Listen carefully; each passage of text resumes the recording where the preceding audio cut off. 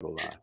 Greetings, everyone. We are live again. Dynasty Mirror Search for Uhuru. Thank you so much for joining us, as we always do. We just want to thank you all for the support. It really means a lot. We are approaching 100,000 subscribers. So if you're subscribed, make sure your auntie subscribed as well, your uncle, your brother, your sister, your baby daddy, baby mama, your mistress, your side piece. You know, the kid you think is yours, but it's not, or you found out it wasn't yours. They all need to subscribe. Okay. So make sure they all subscribe to the show. Like, share, and subscribe. Go to dynastymirror.com. Join the email list. Also, tour Sierra Leone, leaving April 19th, tour ending on the 29th. Come and join us if you want to roll with us to Sierra Leone. And also, we are going to Niger.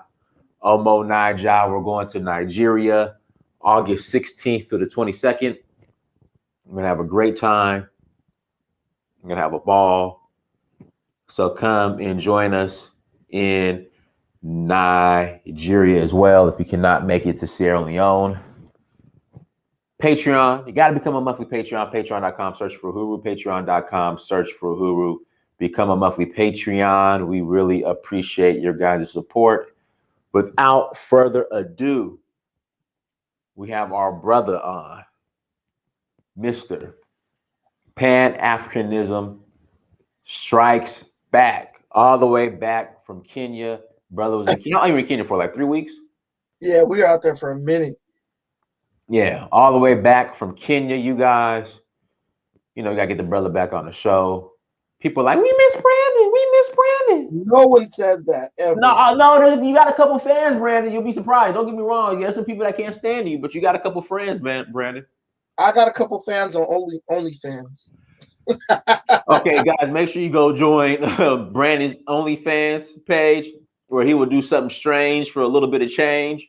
Over on his page, he'll do something strange for a little bit of change on his OnlyFans page, everyone. So go subscribe to Brandon's OnlyFans page. Shout out to Black Beauty. She says hello, Brandon. See? See? Hi, Brandon. See, Brandon? See, people miss Brandon. People miss Brandon. Without further ado, we got our brother Brandon on. And today's topic, we got to cover, you know, a range of topics. You know, Black people for Asians. We're going to speak on religion. And then President Magufuli passed away. Magufuli, President of Tanzania, passed away. Did he die of natural causes? Some people, you know, either was it natural causes or, and again, this is not the opinions of Search for Uhuru for people who are watching this, the people who are watching this, the higher ups. You know, we're not starting no conspiracy theories. Or was he, you know, was there a party behind somebody, a hidden hand behind his death? So was it natural causes or was there a hidden hand behind his death? So we're gonna talk about that as well, you know, because Magufuli was one of the people that are like, look, man, COVID ain't real, pretty much. That's what he was saying. He was saying COVID is not real. We ain't taking no tests. In fact, Magufuli was the guy last year. They sent him some sample testing kits. And I think he tested like a goat or a dead goat or something like that. And it tested positive for COVID. Or he tested, it was like a piece of fruit, I think. Let me look it up. I think it was like a banana or something. Yeah. He tested a banana, something like that. I don't know. I look it up. And a grapefruit. He tested a grapefruit. And it came back negative. It came back positive. So he tested grapefruit and it came back positive. So people are like, you know, he was like, yeah, this whole thing is not real. And these tests are fixed. So therefore, you know, you know, there's no quarantine and none of that stuff. We wide open. So Pan-African, Brandon, go ahead and you know, you want to start off with Magufuli. Do you think it was a hidden hand, or you think, you know, you might have just had something going on with his body and he passed away? I'm gonna go with Sana Bandiani's assertion He was definitely killed.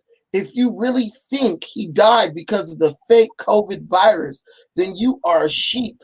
I have no doubt in my mind that his death was utterly tied to politics. I think if he was killed, it was more about the politics of Tanzania, right? Than anything to do with COVID.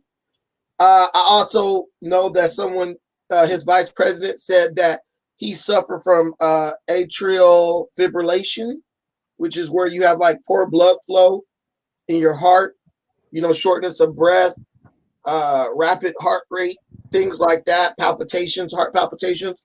So if he was killed, I think it was definitely something political. I don't really think it was like outside forces, but it's very hard to say because when the New York Times publishes an article about you and there's slander in there, oh, he was pushing his country more towards authoritarianism and all this stuff, it's anybody's guess what caused you to die. But what I do is I stay away from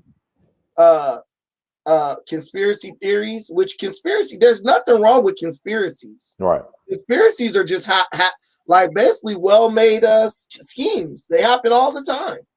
I know a lot of drug dealers, and a lot of those guys were brought up on federal charges due to conspiracy, which just means that you basically made a plan to do something. Conspiracies are real, but I don't speculate. So right now, his vice president was on the record saying he had atrial fibrillation, and that's what I'm going to go with. And I think I think you'll lose less sleep at night if you kind of just go with what's said until there's more evidence presented. Because if you really think about it, I love the fact that the guy was like championing against the COVID-19 hoax stuff, but that this is the way it is in politics, and people die and people are killed, and it's a dirty game. So I would say don't waste too much time on it, guessing. What does his life and the way he looked at things inspire you to do? You know what I mean? Like, you have a champion who died. He stood up for what was right in honesty and transparency. Use him as an example to motivate you to do something great, as opposed to motivate you to be scared, like, they're going to kill you next. Gee, this is exactly why you shouldn't go against, whatever. But I just think that, endless speculation is a waste of time. Quavon Bryant, that is an interesting name, my brother. But I really think he probably died just from natural causes. We don't know his medical history, but I think the fact that he died all of a sudden, I also think that if they were going to kill him, why didn't they kill him during the height of COVID? They could have just knocked him off when it was like really rampant and say, hey, it was COVID. So why now? The timing just seems kind of bad for this to be like a planned assassination. All right. Let's see here. So in the chat room. So you said, what are your thoughts about COVID now? Because it seems like now, since we have a new administration, everything's back open. Oh, you know that COVID was used as a political tool. There was never a question. There was never any question about that. So now it's like, yo, you were scared for all those months. You stayed in the house. They basically tried you economically. They reduced you down to the most desperate state people have been in years, decades. And now they're like, oh, it's all good now. You can go outside. You don't have to stand 6 feet apart now. It's only 3 feet, stuff like that.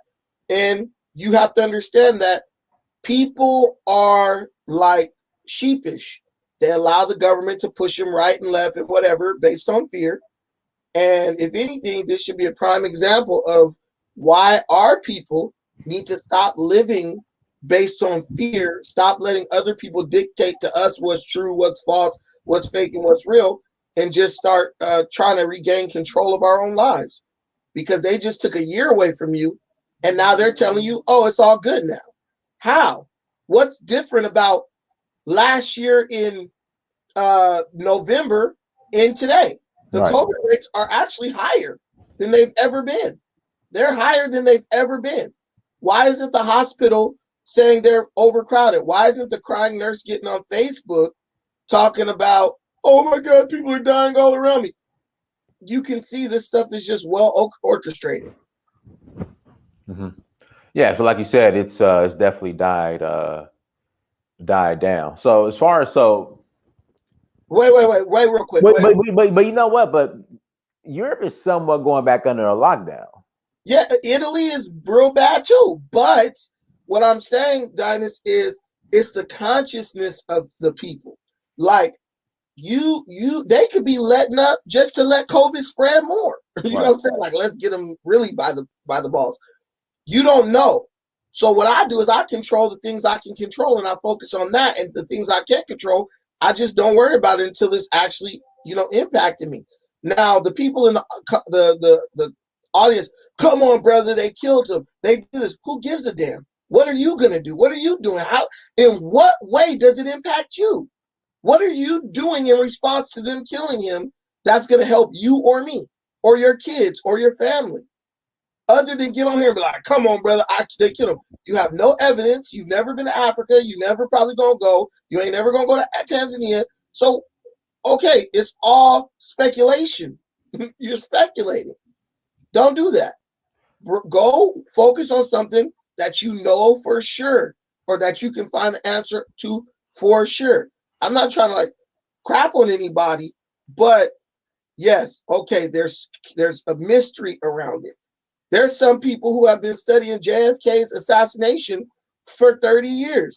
Right. Okay, at least those people, if they do find something groundbreaking, they might make a couple $1 million off that because they'll have new information and maybe release a book or something. What is the end game? What's the goal of it? Sitting up speculating about that dude dying. I miss him. I really feel sorry for him because I like what he stood for. But at the end of the day, we could either use that as the fuel to build something for us where we can be insulated from this type of crap, murder and espionage and all this stuff, or we could just keep on speculating. Like Martin Luther King is dead too. Fred Hampton died too. And so what? What did their death inspire you to do? Because you're still talking about this decades later, but you'll still sit up in the same breath talking about Africans don't like us and all this type of stuff, or I ain't going to Africa. I got too much. Our bones is buried in America. Like, come on, the hypocrisy has to stop at some point, Diamonds. Mm-hmm. All right, guys, hit that like button again. Please hit the like button. So, and what we'll do, we'll take some calls here in about 30 minutes. In about 30 minutes, and you can come on and Sister Okello says the president was murdered. Okay, by who? America and China. Oh God, that's a very broad. That's a huge accusation, and all I need you to do now is produce some evidence of that. Everything people say is they're just saying it. Like, I think people say stuff to just make themselves feel better about being powerless.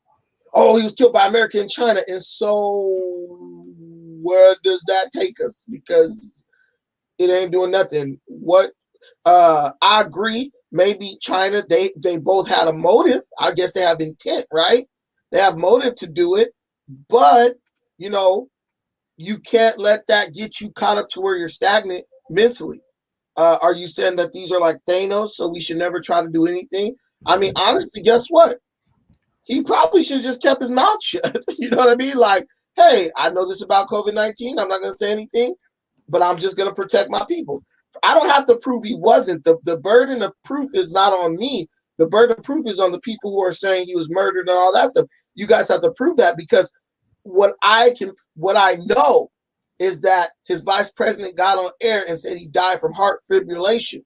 Now, the people of Tanzania probably know more than me about his medical history, right? You know what? Somebody, one of my Tanzanian friends actually messaged me on Facebook. Hold on, let me read what he messaged me. Hold on 1 second.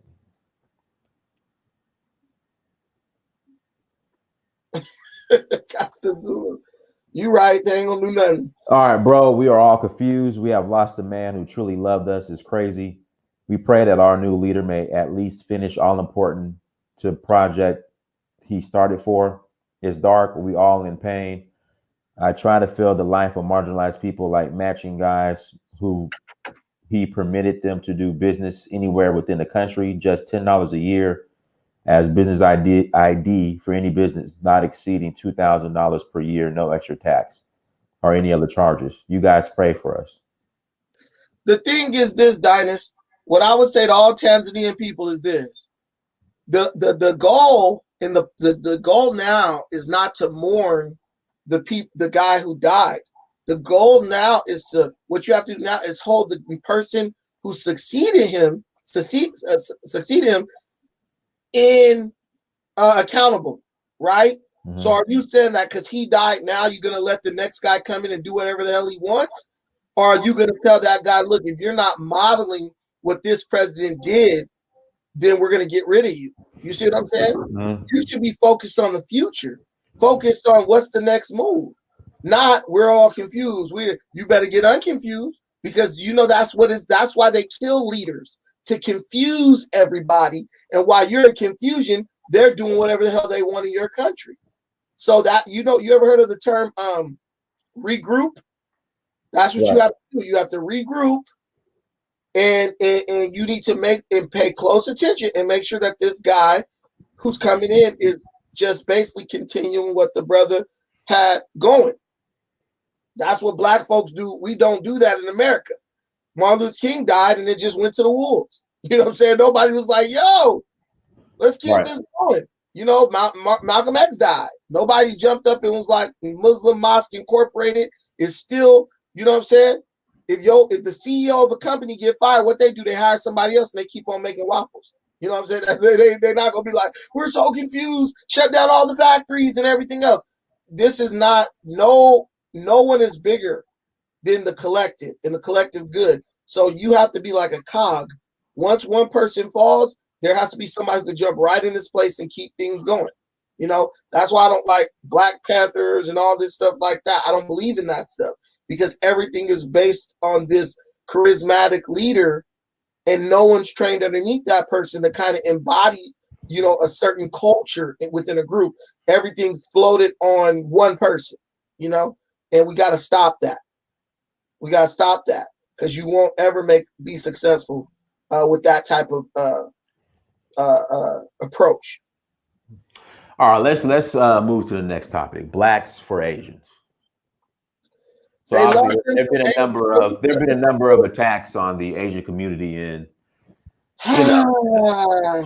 well, and the Black community now is speaking out on behalf of the Asian community, but it's never reciprocated. Man, Black people are ignorant, bro.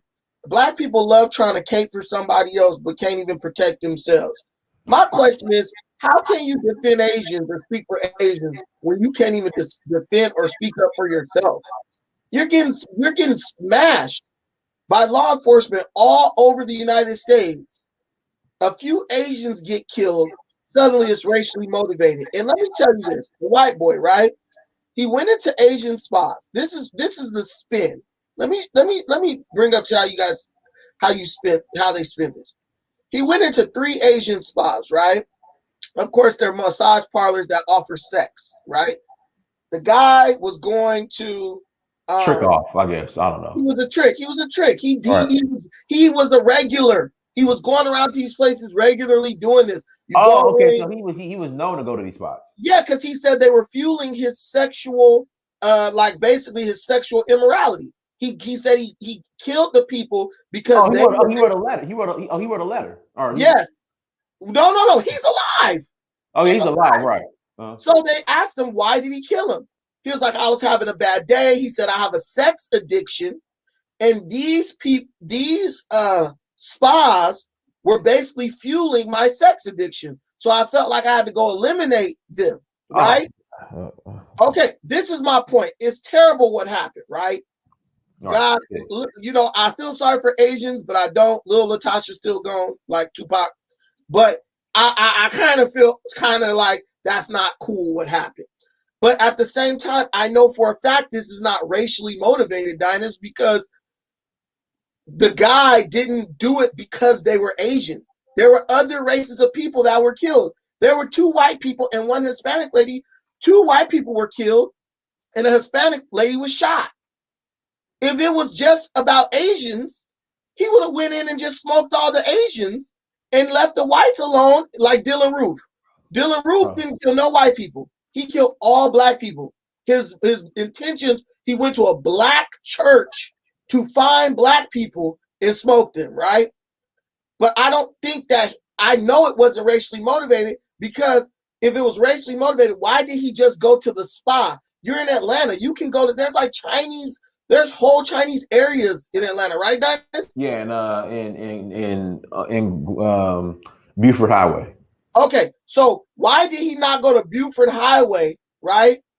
Well, I think some of these spas might have been in that. I gotta look up. No, I take that back. I think these spas are in the Buckhead area. I don't know. I don't know where they were in Atlanta. They were not in Buford Highway. There were 3. Well, yeah, but Buford Highway is Buford Highway runs from Atlanta all the way through Gwinnett. Like, it runs pretty to Buford. Okay, so Dinus, Costa Zulu needs to call in and explain how it was racially motivated, because the spin that's being put on this is not only that it was racially motivated, Dinus, is somebody that said one was in Jonesboro. So one is in Jonesboro. Yeah, that's definitely not. That's the complete different direction of. Okay, so look at this. Look at this. Listen, now they're twisting it. They're saying it was an attack against women. So first it was an attack against Asians. Now it's an attack on women. My thing is this. Okay, if it was an attack on Asians, why did he have to go all the way to the spot to find Asians? The guy clearly has something wrong with him mentally, right? He has something wrong with him mentally. The guy went to where he was getting his sex addiction nurtured. He felt like these spas that he probably was going to, and we'll never know because it's off the record, right? Because they're not even mentioning the fact that these are rub and tug joints, which we know that's exactly what they are. Did you say rub and tug? That's what they're called. They're called rub and tug joints. Rub and tug. They don't even give you a massage. They just rub on you for a second, then they jerk you off or have sex with you, like that. They're rub and tug joints. Ain't no business surviving off of purely massages, bro. Not the amount of spas they got doing that. Foot massage, $20. Full body, $45, but $150. Yes, it's Asian prostitution. That's exactly what it is. They have a bunch of them in LA, in Orange County. Yeah, I know all about it. I've been to those before. I know what they do. You know what I'm saying? But the thing is, they're rub and tug joints. So we know what they're. So the guy went there because he said they were. Costa Zulu, you can come in here and explain to me how this was racially motivated. Because if I want to kill Asians, I'm going to Chinatown. I'm not going to just go. Okay, hold on, guys, we got it. Okay, so the views and Pan-Africanism Strikes Back are not necessarily the views of Search for Huru. Yeah. I mean, we just got to watch the. We just talking regular language. We're not condoning the murder of anybody. What we're doing is looking at evidence and seeing the evidence backs up the claims. Because this is what I'm saying, Dinus. It's not right. It's a misrepresentation of what's going on. Because if the police kill a bunch of black people, right, like they do, disproportionately us, that can't be labeled a hate crime. But if one guy kills a couple Asians, plus a couple of white people, plus shoots a Mexican, that's a hate crime against Asians. See, there were 8 people who got killed, but 6 of them were Asian and 2 of them were white. Clearly, this guy wasn't discriminating based on race, because why would a white racist kill other whites? That doesn't make sense, Dinus. Dylan Roof did not kill no whites. Dylan Roof killed blacks. He went to go kill blacks. Dylan Roof has a history. If you look up his social media, he was talking about the coming race war, all this type of stuff. You have to show proof that this guy was a racist. You have to look at evidence that points to him being racist, right? This is how it's done. We know that, and then Kasha Zulu, how were they off code, bro? They were just inside of a spa, bro. Like, too off code. What's the code? What's the code? Whites hate Asians? Well, why do they hire Asians before your black ass? Why do they prefer to live next door to Asians before you? No, that doesn't make sense. That guy went in to eliminate what he felt. I'm sure the guy was mentally ill. Oh, his roommate was also black.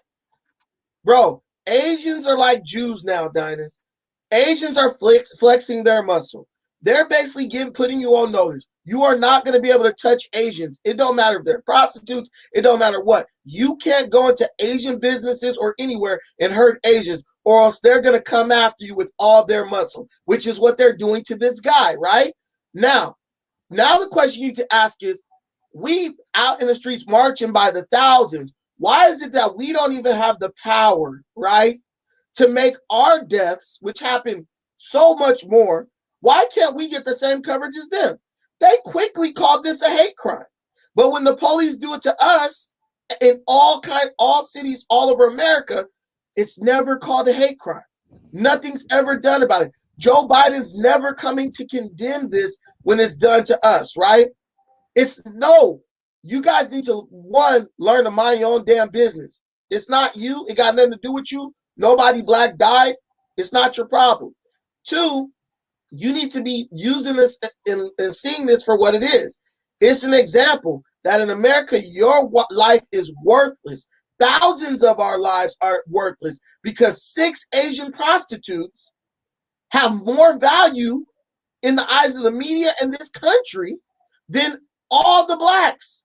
We getting killed. We got black lawyers, doctors, professionals getting killed by cops, murdered, unarmed. It doesn't even make it to the White House. Joe Biden doesn't even say this is not acceptable. This guy was not a criminal. You know what I'm saying? But 6 Asian prostitutes who were probably immigrants, because that's how they do that whole thing. They bring the immigrants in, make them work in those brothels, and then they basically, they get their citizenship papers and stuff, and they basically say, we're going to hold your citizenship papers until you make this. That's right. So somebody in the chat room, you're right. He was in the Woodstock area as well. So Woodstock is definitely an opposite direction of what we consider Chinatown. There were Asians killed, but this was not something that was racially motivated. The guy had a mental illness. He had a sex addiction, and he thought that by going to kill people at the places that he went to go get rubbing tug was going to, in some way, deal with that. The guy said it out of his own mouth. The guy has a black roommate. The guy has no history of hating any races, right? But all of a sudden, it's racially motivated. Not only is it an attack on Asians, it's an attack on women. This is just media spin. This is media spin because now they're going to put all these anti-discrimination laws directed at protecting Asians, which is what Asians want. So then when you go in the liquor store and the lady tells you is treating you racist and you say something back to them, now you can get arrested for a hate crime. This is what they do. And where do Asians do all their business? In our community. So you guys are like, yeah, let's defend them. From who? Because they've been punking you since 1985. You go in their business, they treat you racist, get out. If you're not buy something and get out, they treat you like you ain't nothing. Go over to Alhambra. Go to one of these Asian dominated communities. As soon as they see you, they call the cops. As soon as they see you, they call the cops. So all of a sudden, it's like, we got to defend Asians, but who's going to defend you? Because you can't even defend yourself. Asians, there's all types of advocacy groups for Asians who are speaking out on this. But when the Chinese guy blew the black man's brains out in the hallway of his own apartment, Peter Liang. Yep. Peter Liang, did the Asians come out on your behalf? No, they came out on. They came out literally, Brandon. They came out. Hold on. If white police officers kill black people and not get punished, our boy's not going to get punished either. That's it. That's what they were on. They were defending him. They were defending Liang. They were like, no, man. I remember they had all types of news segments about that dude. And Asians, we support him. Blah blah blah blah. So what I'm telling you is this: some Asian people die, and that's tragic. It's not good. It's not right. I care, but I kind of don't.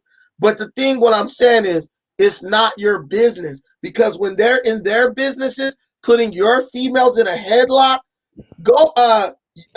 Hey, somebody brought up Latasha Harlings too. Latasha Harlings. Yeah, Latasha. I brought that up. Yeah. I said the quote from Tupac. Little Latasha's still gone.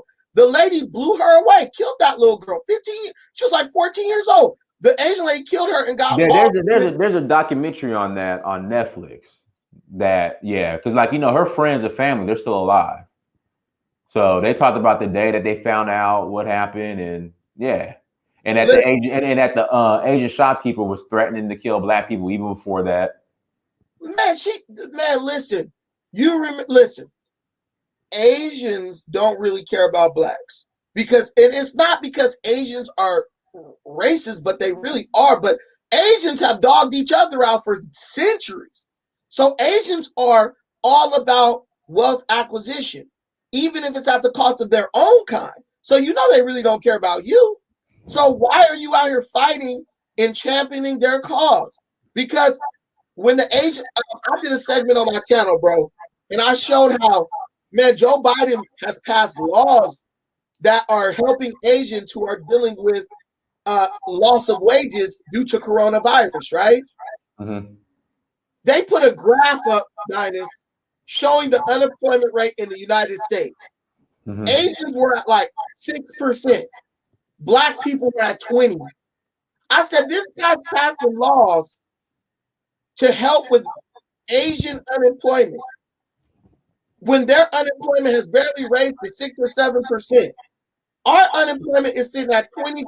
What laws have been created to deal with the fact that a lot of us are unemployed?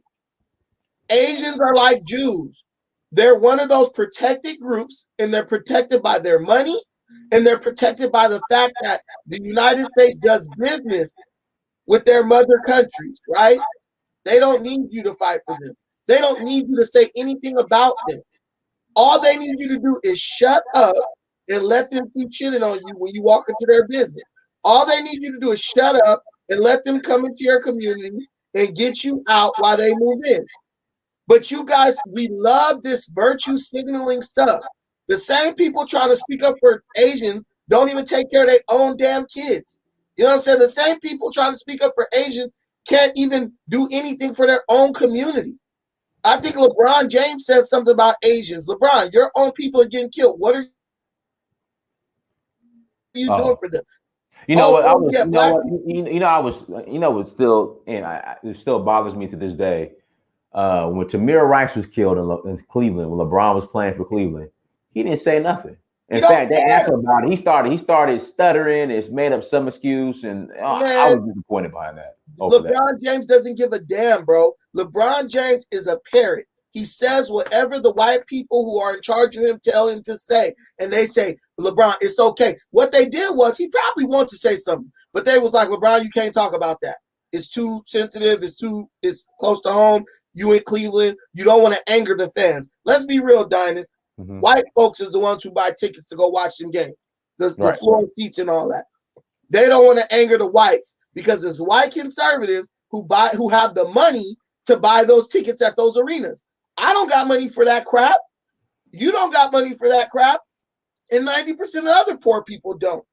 People like Donald Trump go sit front row, bro. People like Jack Nicholson or whatever, go sit front row. And those people have conservative views. LeBron is just an idiot. That's it. Like I said on my show, I did a show about this as well. I actually do good shows if you guys never watched them. Hey, guys, make sure you go subscribe to Pan-Africanism Strikes Back as well. Go ahead, bro. I did a show about this as well. Why is it that Mike Bibby, we all know Mike Bibby didn't make nowhere near as much money playing in a small market Sacramento as LeBron James made? Why is it that Mike Bibby can make a gated community for his family, buy an entire cul-de-sac, some acres, build a gated community, and inside that community build houses for his children, his kids, and his family, and his siblings, his brother, his sister, to protect them from the outside world? But LeBron James loves you so much. You know what he did with his million? He went and built him a mansion in LA and didn't even hire no black labor to help build it. That's because he loves you. He loves you. He's qualified to speak up for your rights. LeBron James opened a school, but he didn't open a school that's going to teach your kids trades and all that. He opened a school. No, he didn't open. He gave his money to a public-owned school, which means white people control what happens there, right? Because he gave his money to that. But he loved you so much, he didn't say, look, with this same money I'm giving for this white school, and then I'm giving 1,000 scholarships and all this crap, I could have started a trade school for black men so that they can develop skills that they can go out and sell that people will pay them for. No, he loves you.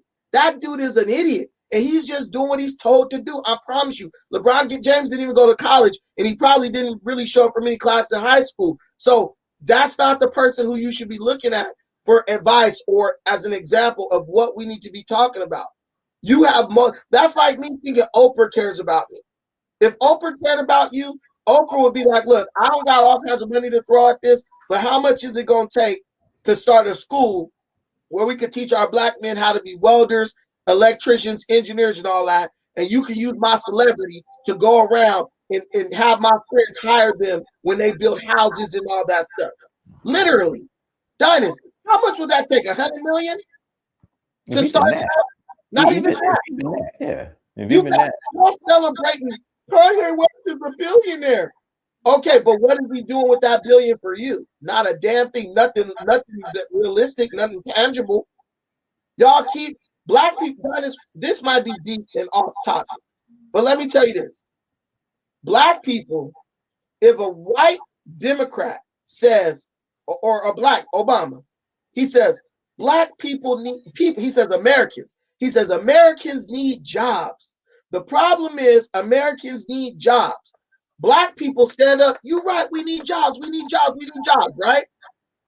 But if I say, stop going and following people based on what they're giving you, based on charity, go follow people based on what they're creating, that you can then go and work, based on what they're creating.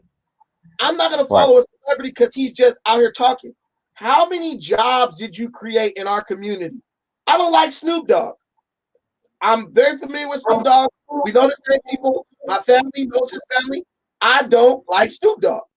He's from my city. Why? Although Snoop Dogg gives out turkeys that a white man supplies every year, Snoop Dogg doesn't create any jobs in Long Beach, where we're from. He doesn't create anything where a person from Long Beach can go work, get employed, and take care of their family. Even though he has the means to do so, he does not do that. He's an enemy of his own people because he has the means to do it, but he doesn't do it.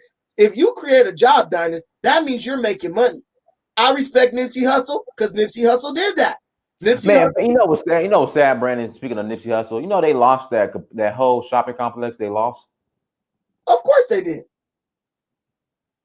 We got to get into that, man. I know we're shifting subjects a little bit. I was so sad about that. No, they had to. Bro, listen. The urban real estate market is a very deadly game, especially when you talk about multi-billion-dollar real estate. Nipsey died, and I'm pretty sure they got one of them calls from some real estate developers like, yo, we want this. We want to buy it from you. They know. It's not a ask. It's not a, okay, we don't want to sell. You're going to give that up, period. It's no coincidence that Nipsey Hussle, and we're getting into conspiracies here, and I don't like to speculate, but it's no coincidence that Nipsey Hussle had closed deals on multi-million-dollar real estate all around where they were building a new stadium in Inglewood. They're running the train on that street where he owns the shopping center and all that. Come on, I mean, you could believe what you want. Brandon, let me stop you right there. So back in 2012 or 2013, I had the opportunity, Brandon, and I didn't do it. You know, downtown Inglewood, Market Street. Yeah. There was it was a mixed use building. So it was a restaurant downstairs, and upstairs were a couple apartments. I had the opportunity to buy that for like $300,000. Mm-hmm. I know now that thing's probably worth over $1 million now. Easy. Like, that's the whole thing. Like, people don't even know that the Marathon clothing store, Nipsey was in partnership with Asians with that store. He didn't own that store outright. It was Asians who were also his partners. They were partners in that. Why did they let it go? When have you ever known Asians to let some shit go? They don't. They were forced. They were forced to sell. That's all that was. They were forced to sell. But the point is, These celebrities ain't shit. LeBron James hasn't even done as much for the community as Nipsey Hussle, and Nipsey Hussle wasn't worth nowhere near what LeBron James is worth. Nipsey Hussle died, he was worth $14 million. Snoop is worth like $250 million. How is it that a guy who's worth $14 million is not doing more than a guy who's worth $250 million? It doesn't make sense. So all that is telling you it doesn't matter about Asians or anything like that. The only thing that matters is how do you put yourself in a position to where you're insulated from attacks like these Asians have done, like the Jews have done. You can make yourself a protected group as well, but you're too busy out in the streets fighting for everybody else. You too busy out in the streets letting them know that ain't nothing gonna happen if they freaking smoke you. That's it. So this is my argument against the whole Nipsey Hussle and the real estate conspiracy theory. So the mall on Crenshaw Boulevard, what's it called? Baldwin Hills Mall, right? Yeah. That's black owned. All right. Up the street, the soul food restaurant. What's it called? On Crenshaw, up the street, the soul food restaurant. I got one there. Huh? Not M&M's. There's another one. Not M&M's too, but there's another one up the street. Doolin's. So he has that one, and then I want to say he owns in Inglewood off of Manchester. He owns. Well, M&M's is gone. That one across from. Oh, M&M's is gone. That's been gone. That's been gone. What about the hot dog spot, Earl's or Earl's or something? I think it's called like Earl's or something like that. The hot dog spot. Earl's hot dogs. EARLEZ.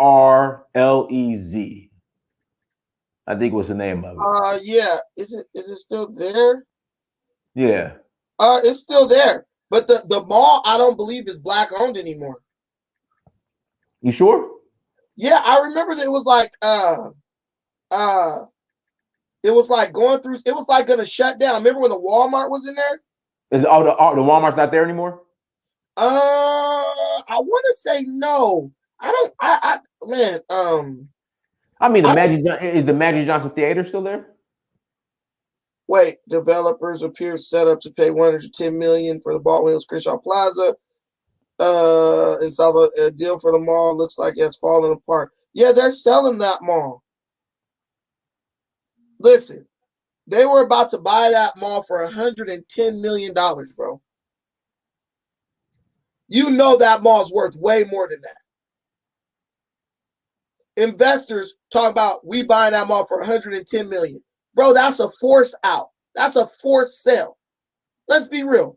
A mall as big as that mall, $110 million? Come on, bro. That's a forced sale. These dudes don't own anything, bro. I'm trying to tell you. They taking over that whole area, bro. White people and stuff, they taking that whole area. Nipsey was just the beginning, tip of the iceberg, dude. Now, these other black dudes have been put on notice. You see how we got rid of that one little rapper, dude? We will come get you too, and now they're going to sell everything. I don't know. I'm not buying a conspiracy theory thing when it comes to Nipsey. No, you don't listen. You don't have to buy it. Listen, that whole area is sold already, Dinus. I'm telling you, it's gone. Now, whether you believe it or not, you saw that movie, Romeo Must Die. Remember that? I remember it vaguely. Oh yeah, when they was fighting over that real estate by that waterfront, and they was trying to kill each other up over that. Man, real estate is like that. But this is real estate development on a major scale. You're gonna get forced out, or either they're gonna attack you through the city. Like Nipsey, them man, they used to get the police called on their businesses all the time. They tried to force them out like that, but Nipsey, I think he just had so much star power, it was just able to keep on floating, and it was just like, he's out. Maybe it wasn't, but it's just such a coincidence. And then you don't even hear about the guy who killed him. You know what I'm saying? Like, yeah, I know they pushed the case back. Yeah, what happened with him? It seems like an open and shut case. It's on camera. You know what I'm saying? It's all funny. It's funny stuff, man. But I'm not gonna speculate on, but it's funny stuff. Like, it's funny. The point is, you we got so many people like us, Diners. We gonna do our thing in Africa, right? You got so many people like, why are you gonna go there? I was out painting the gate. I was doing some work for my neighbor today. I was painting the gate, and when you do work with your hands, your mind really is working. You know, your mind sits and you think about things. Random stuff pops your head. I said, Diners, if you tell a white man, hey, I'm going to Africa, what is he gonna say? I don't know. What is he gonna say? It's mixed. He's gonna say good. He's gonna say good job, bro. Go ahead. I hope you have fun. That's what white people say when you tell them you're going to Africa. Do you know anybody out there? Do you have any family out there? They're gonna be curious, right? Mm-hmm. Why are you going to Africa? If you tell a Mexican you going to Africa, what they gonna say? A who? A Mexican. I don't know. I never. They're basically not gonna give a shit. They're gonna be like, oh, like when I told my Filipino homie, I was like, bro, I'm going to Africa. That dude was like, that makes sense. Like he just said that makes sense. He was like, you know, somebody, you got family out there? I was like, no. He was like, but it's like me going back to the Philippines. I'm gonna go there and I'm gonna be welcomed. It's gonna be a cool experience in my own culture. They understand like why a black person would want to go to Africa. They're not gonna discourage you. Why would you go there?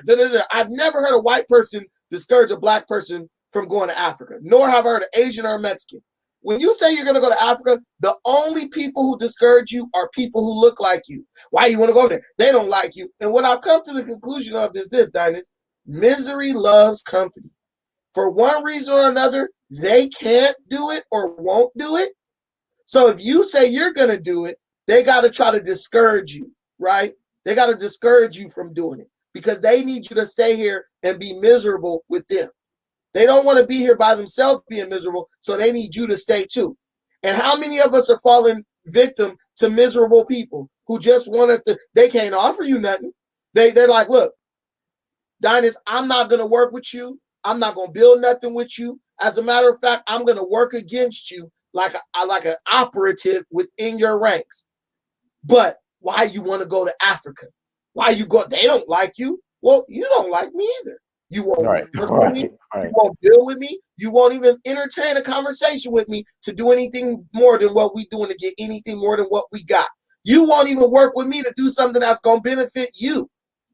But why are you going to Africa? Diners, misery loves company. And our people are very miserable, but they don't want anybody else to leave and get out and experience anything better. I'm telling you. You better, January, you American, so what does that mean? You are American. You was born here, so you American, but guess what? What are you doing in America? Not a damn thing, so maybe you should go to Africa.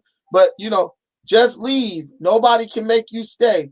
Hey, no, we're not talking about nobody making us stay. I'm talking about why is there a negative context or connotation when you say, I'm going to Africa? Why do you hear people, no one said, like, a lot of people will be like, good luck. Oh, that's awesome. I'm cool. I'm glad to see that. But no other race. A Chinese person says, I'm going to China. You don't hear nobody. They don't like us in China. Why are you going over there? A Mexican person, I'm going to Mexico. They don't like you in Mexico. You know what I'm saying? You never hear that. Only with our people do you hear that. Misery. Guys, hit that like button. We have almost 300 people watching. Again, we have almost 300 people watching. Please hit that like button. Quavon Bryant, he said it right there. Like button. Yeah. He stopped inviting people and talking to people. And guess what? Those same people who talk, like I literally, like my ADOS people, my FBA people, I literally just said, okay, if we're not going to do it in Africa, what are we going to do here? And they never have an answer for you. We need to stick together. We need to get together. We need those reparations. Cut the check. They ain't even talking about the check no more. They talking about Asians now. Y'all, they didn't got you so bamboozled. You talk about Asian problems now. They ain't even cut your check yet. They didn't took our mind off of our problems and got our mind on Asian people's problems.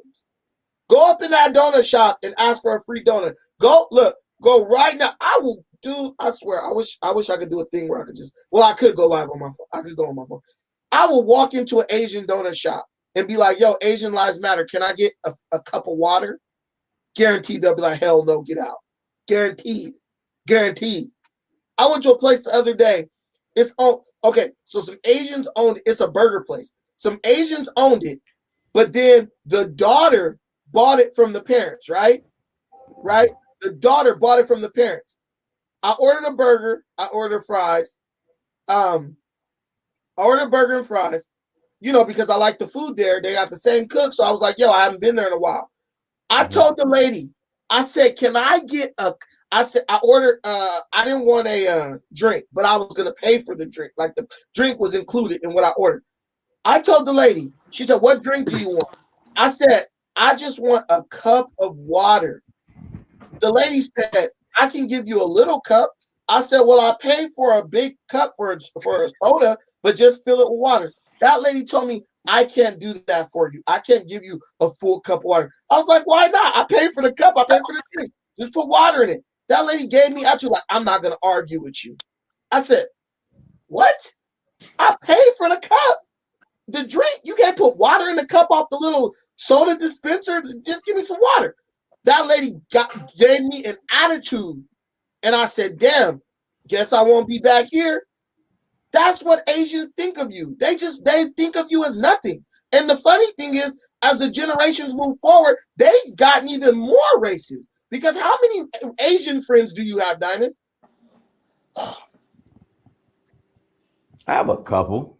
I'm talking about really homies. Like, I fuck with that person. Like, that's my guy.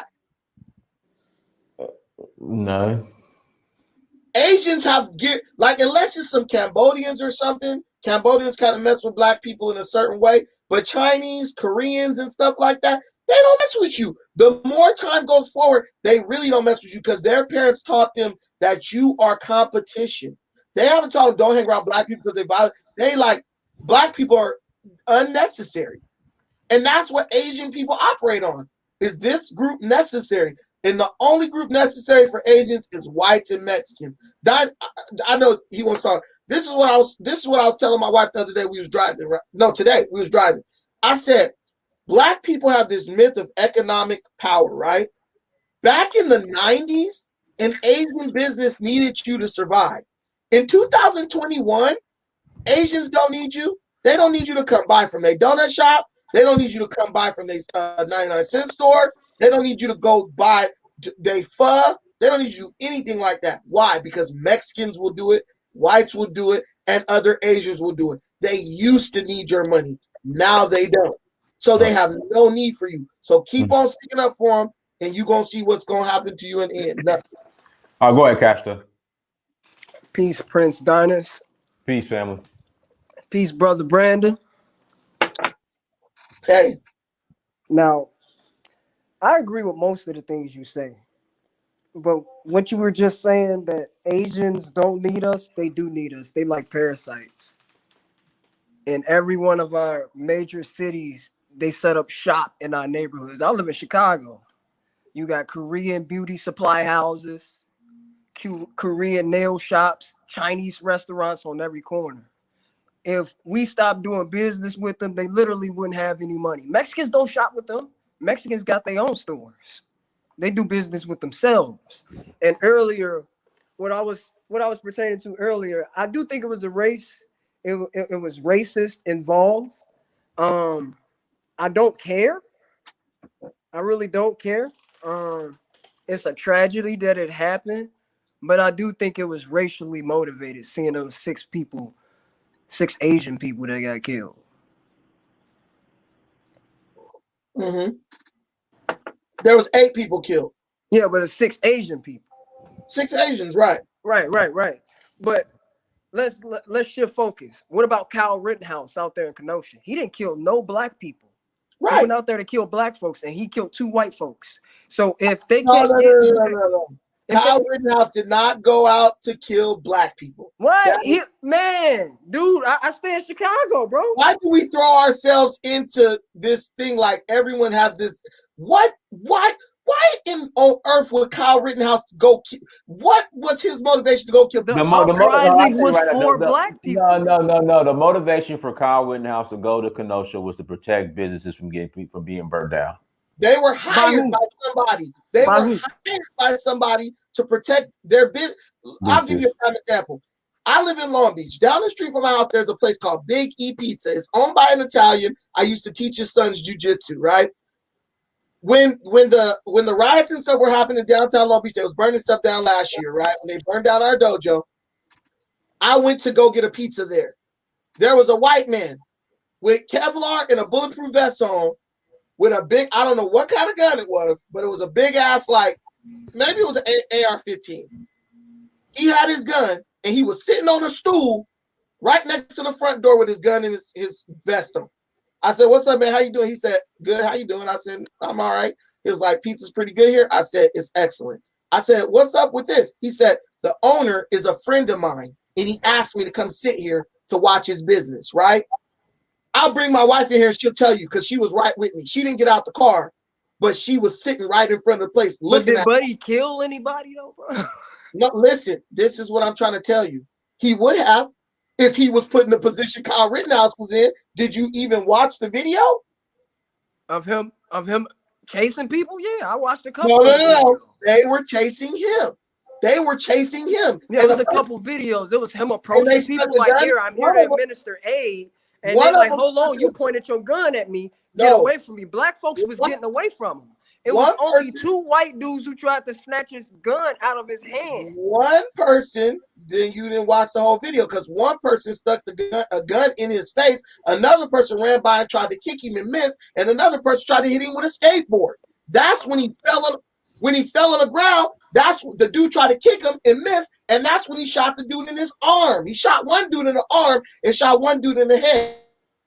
You got to realize is there were also people, not to get off topic, there were also people on the other side who showed up with guns too, because in that state it's permitted to. What's the other side? From the Black Lives, supposed it wasn't Black Lives Matter. It's people. No, it's people fronting to. People use Black Lives Matter as right. Okay, yeah, you talk about like the organization, right? Look, they weren't with the organization. They were people using the protest to do crime, basically. Like they were going in the protest, pretending they're there to protest. It's just like where we live, bro. There were people who were like, Black Lives Matter, but all the Mexicans who killed blacks in Long Beach was down there looting all the stores. They don't give a damn about no Black lives. They went down there to hide in the crowd to steal stuff. Oh yeah, it's the same thing in Ferguson in 2015. Look at what Courtney Black Lives Matter jumped out of cars, and they really LGBT matters. That's really what they are. Listen, there was two gay dudes that he killed. He killed two gay white men. They were trying to. They attacked the kid. The kid. Listen, I'm gonna go on the record. Man, that dude, and he wasn't even supposed to have an AR-15. He's 17 years old. He That's came not all the way true. from Antioch. Hey, you got to look into the laws, because I have. You can have a gun in Kenosha, in that state. You can have. No, you cannot be 17 with an assault rifle. Yes, you can't have a gun at all. No. I think that what they're trying to get him is that he got the gun in Illinois and brought it to Wisconsin. Of course, because he's from Antioch, Illinois. Antioch, Illinois is 15 minutes from Kenosha. So his mother drove him 15 minutes over the border with an AR-15 to do some work.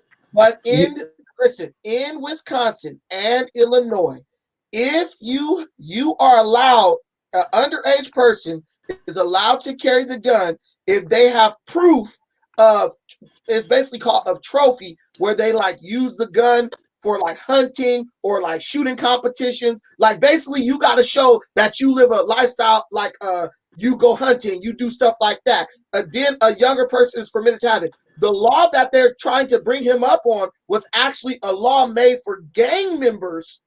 And the gun that you're not permitted to have was any type of short barrel or sawed off rifle. They have those laws here in Chicago. Yeah, exactly. You know he's from Illinois, right? And the laws in the whole state. So what I'm telling you is the law that they're trying to say Kyle Rittenhouse broke, he did not break it. But what about crossing the border with an AR-15? You can't go into another state with an assault rifle like that. No, that's not true. If that state has laws, it depends on the gun law. Like you're fine.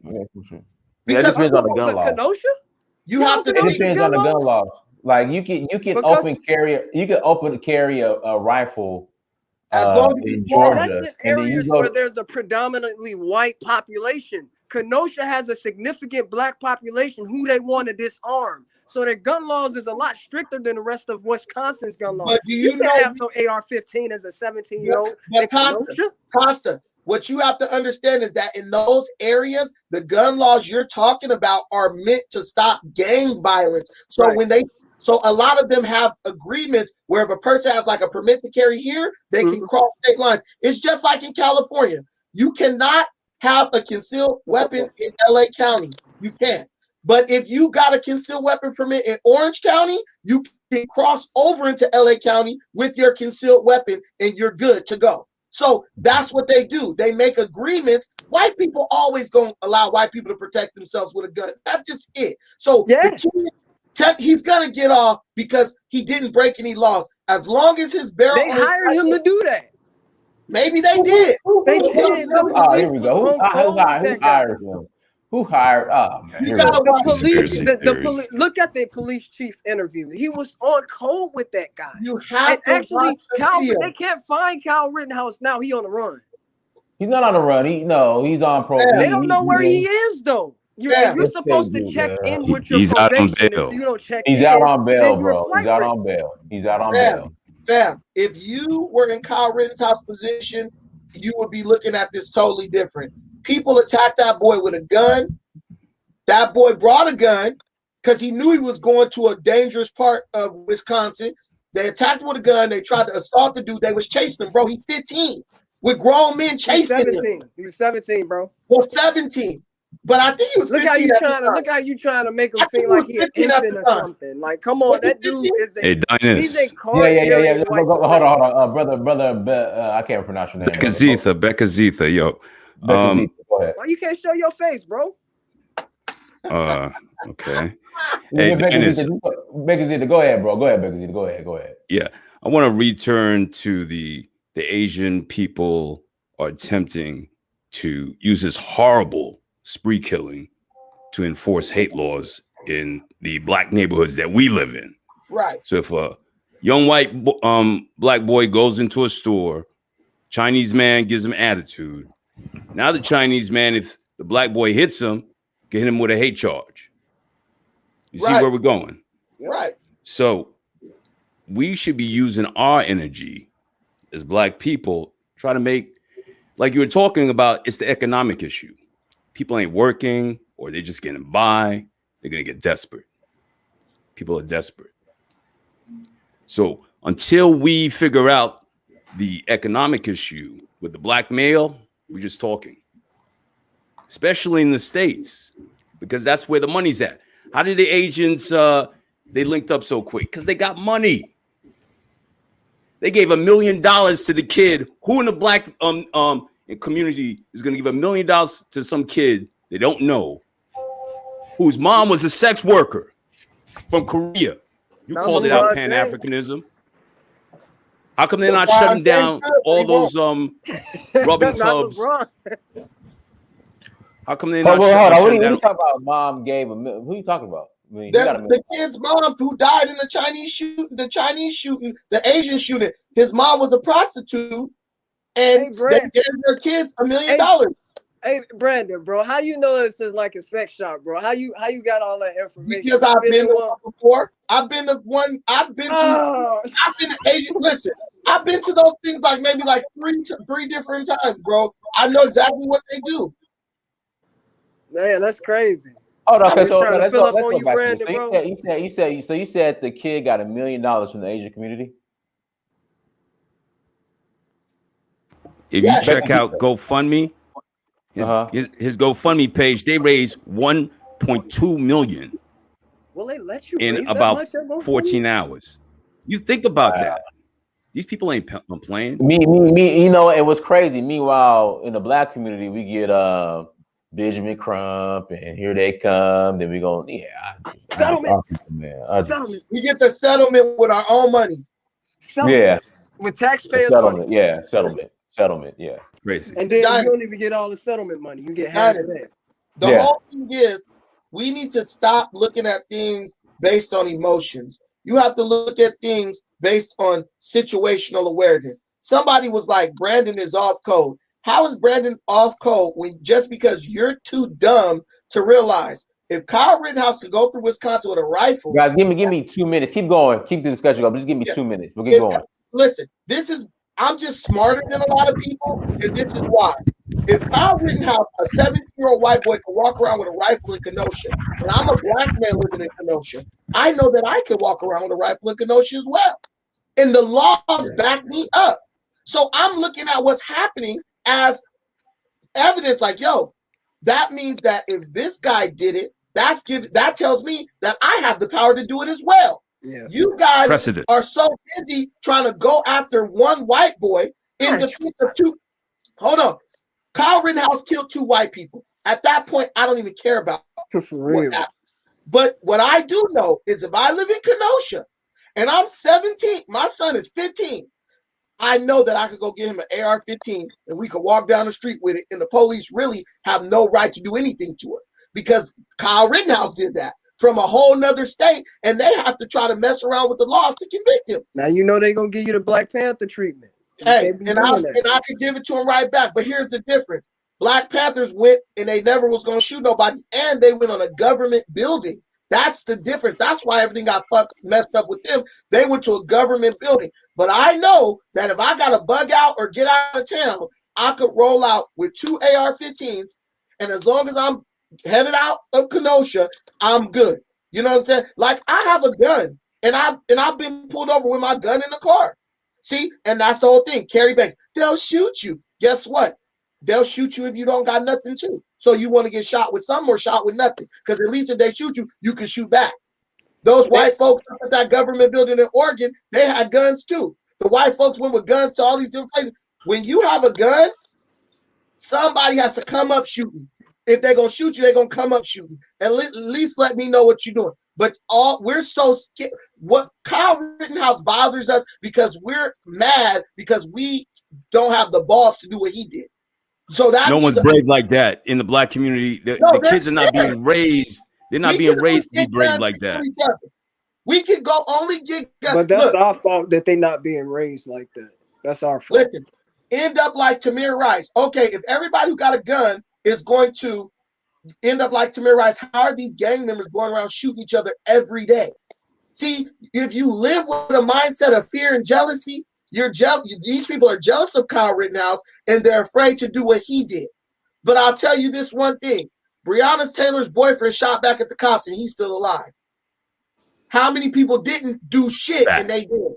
Philando Castile. Listen, when you got a gun, if someone roll up on you, they would have had the gun. Even if you point the gun at them, they have to take a second to think about what they're doing. Yeah, they do. Yeah, I understand that. As opposed to Tamir Rice, when they rolled up on him and just shot his ass out the car.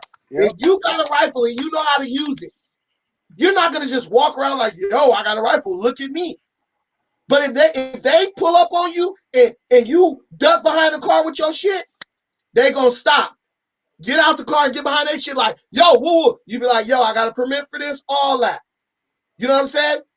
They have to deal with you a certain way, as opposed to how we getting killed currently. He had a gun and it was his keys and he getting blasted. Y'all, we are like a victim mentality type people. So we always wishing bad on ourselves. Oh, they gonna kill you. You just spoke all that shit into existence. Y'all talk about metaphysics and everything else. I'm not gonna say that. I've been pulled over by a cop with my gun in the car. I didn't tell us that shit. Keep your hands on the steering wheel. If he finds it, he find it. You know why Stephon Afrikanism dead?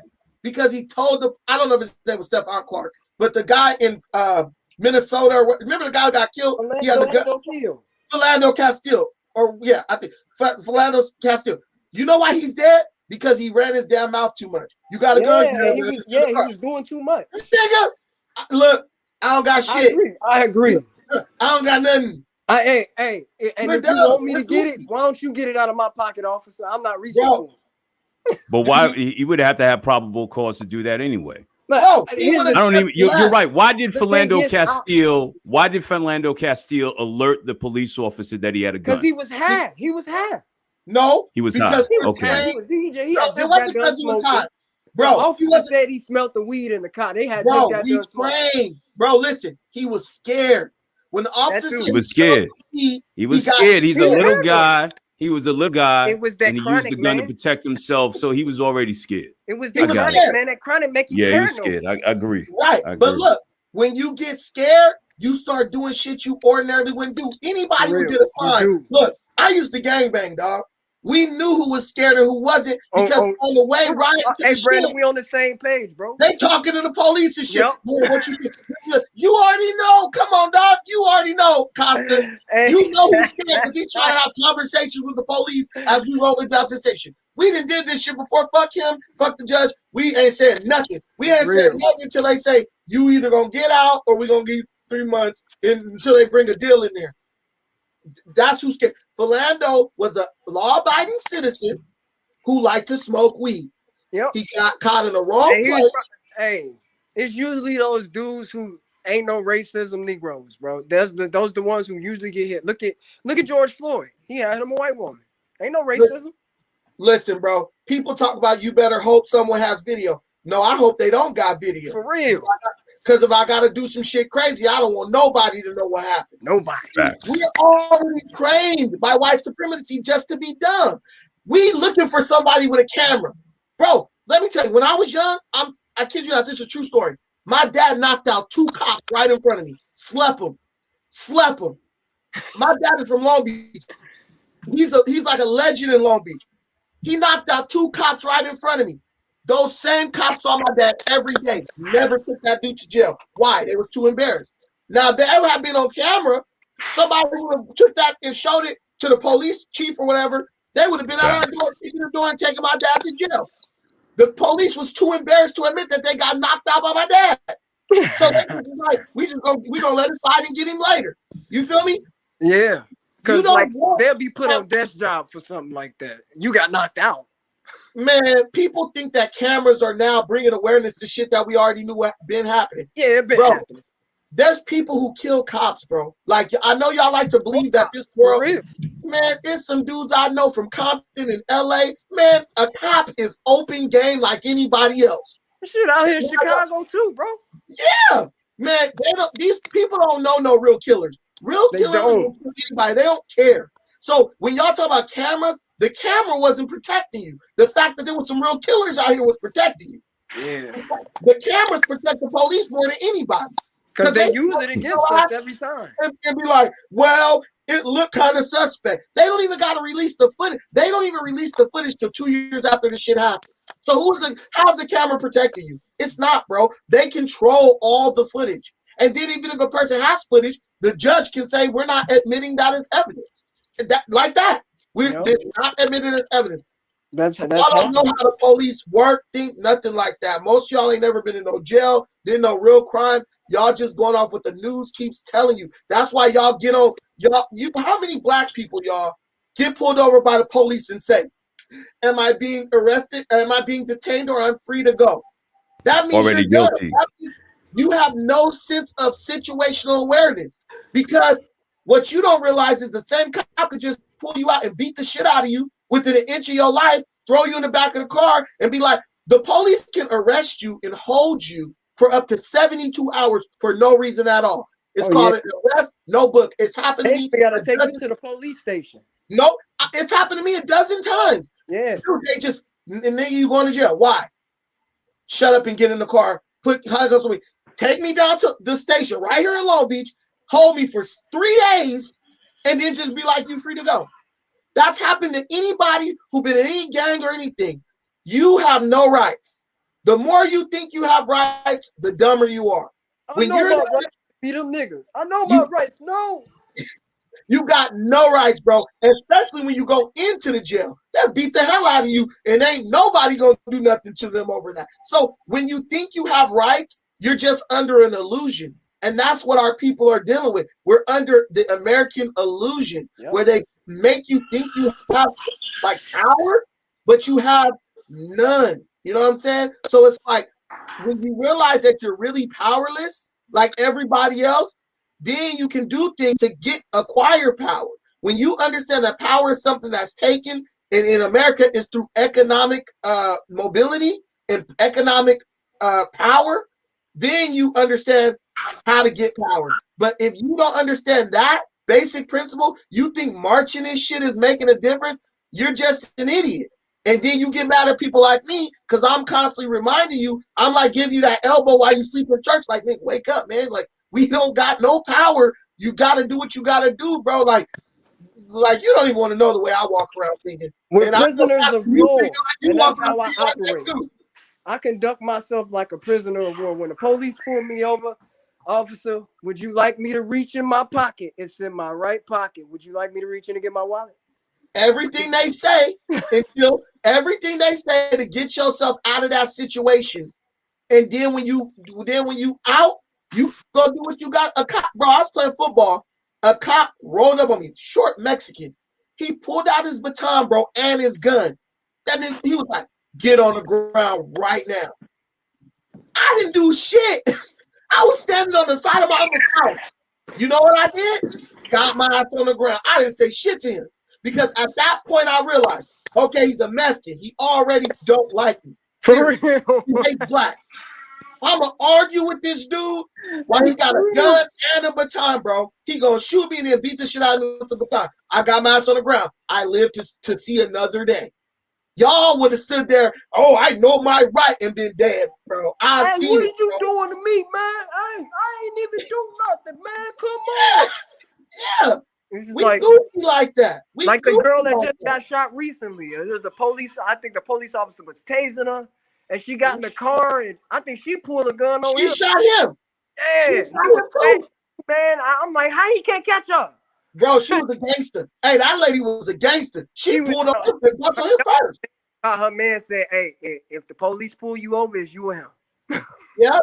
Hey, that lady was a gang. Look, I know she got a couple bodies under her belt because Yeah, that gun too quick. bro, she pulled out on the police so fast, I didn't even see the gun and she shot his big ass. Like He the was real taser fast. wasn't even affecting her. He was tasing her. She was still reaching for the gun. I'm like, man.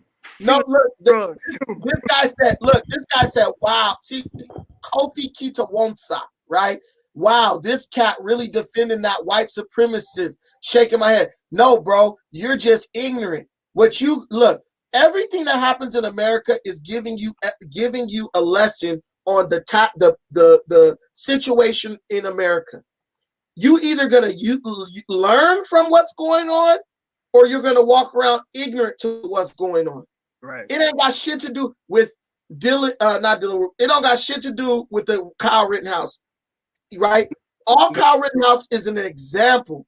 Yep. Like Malcolm X said, if somebody put their hands on you, send them to a cemetery.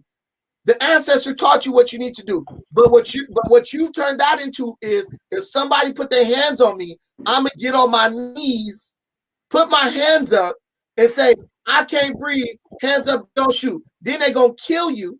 And then you're gonna be looking like, why did you shoot me, right?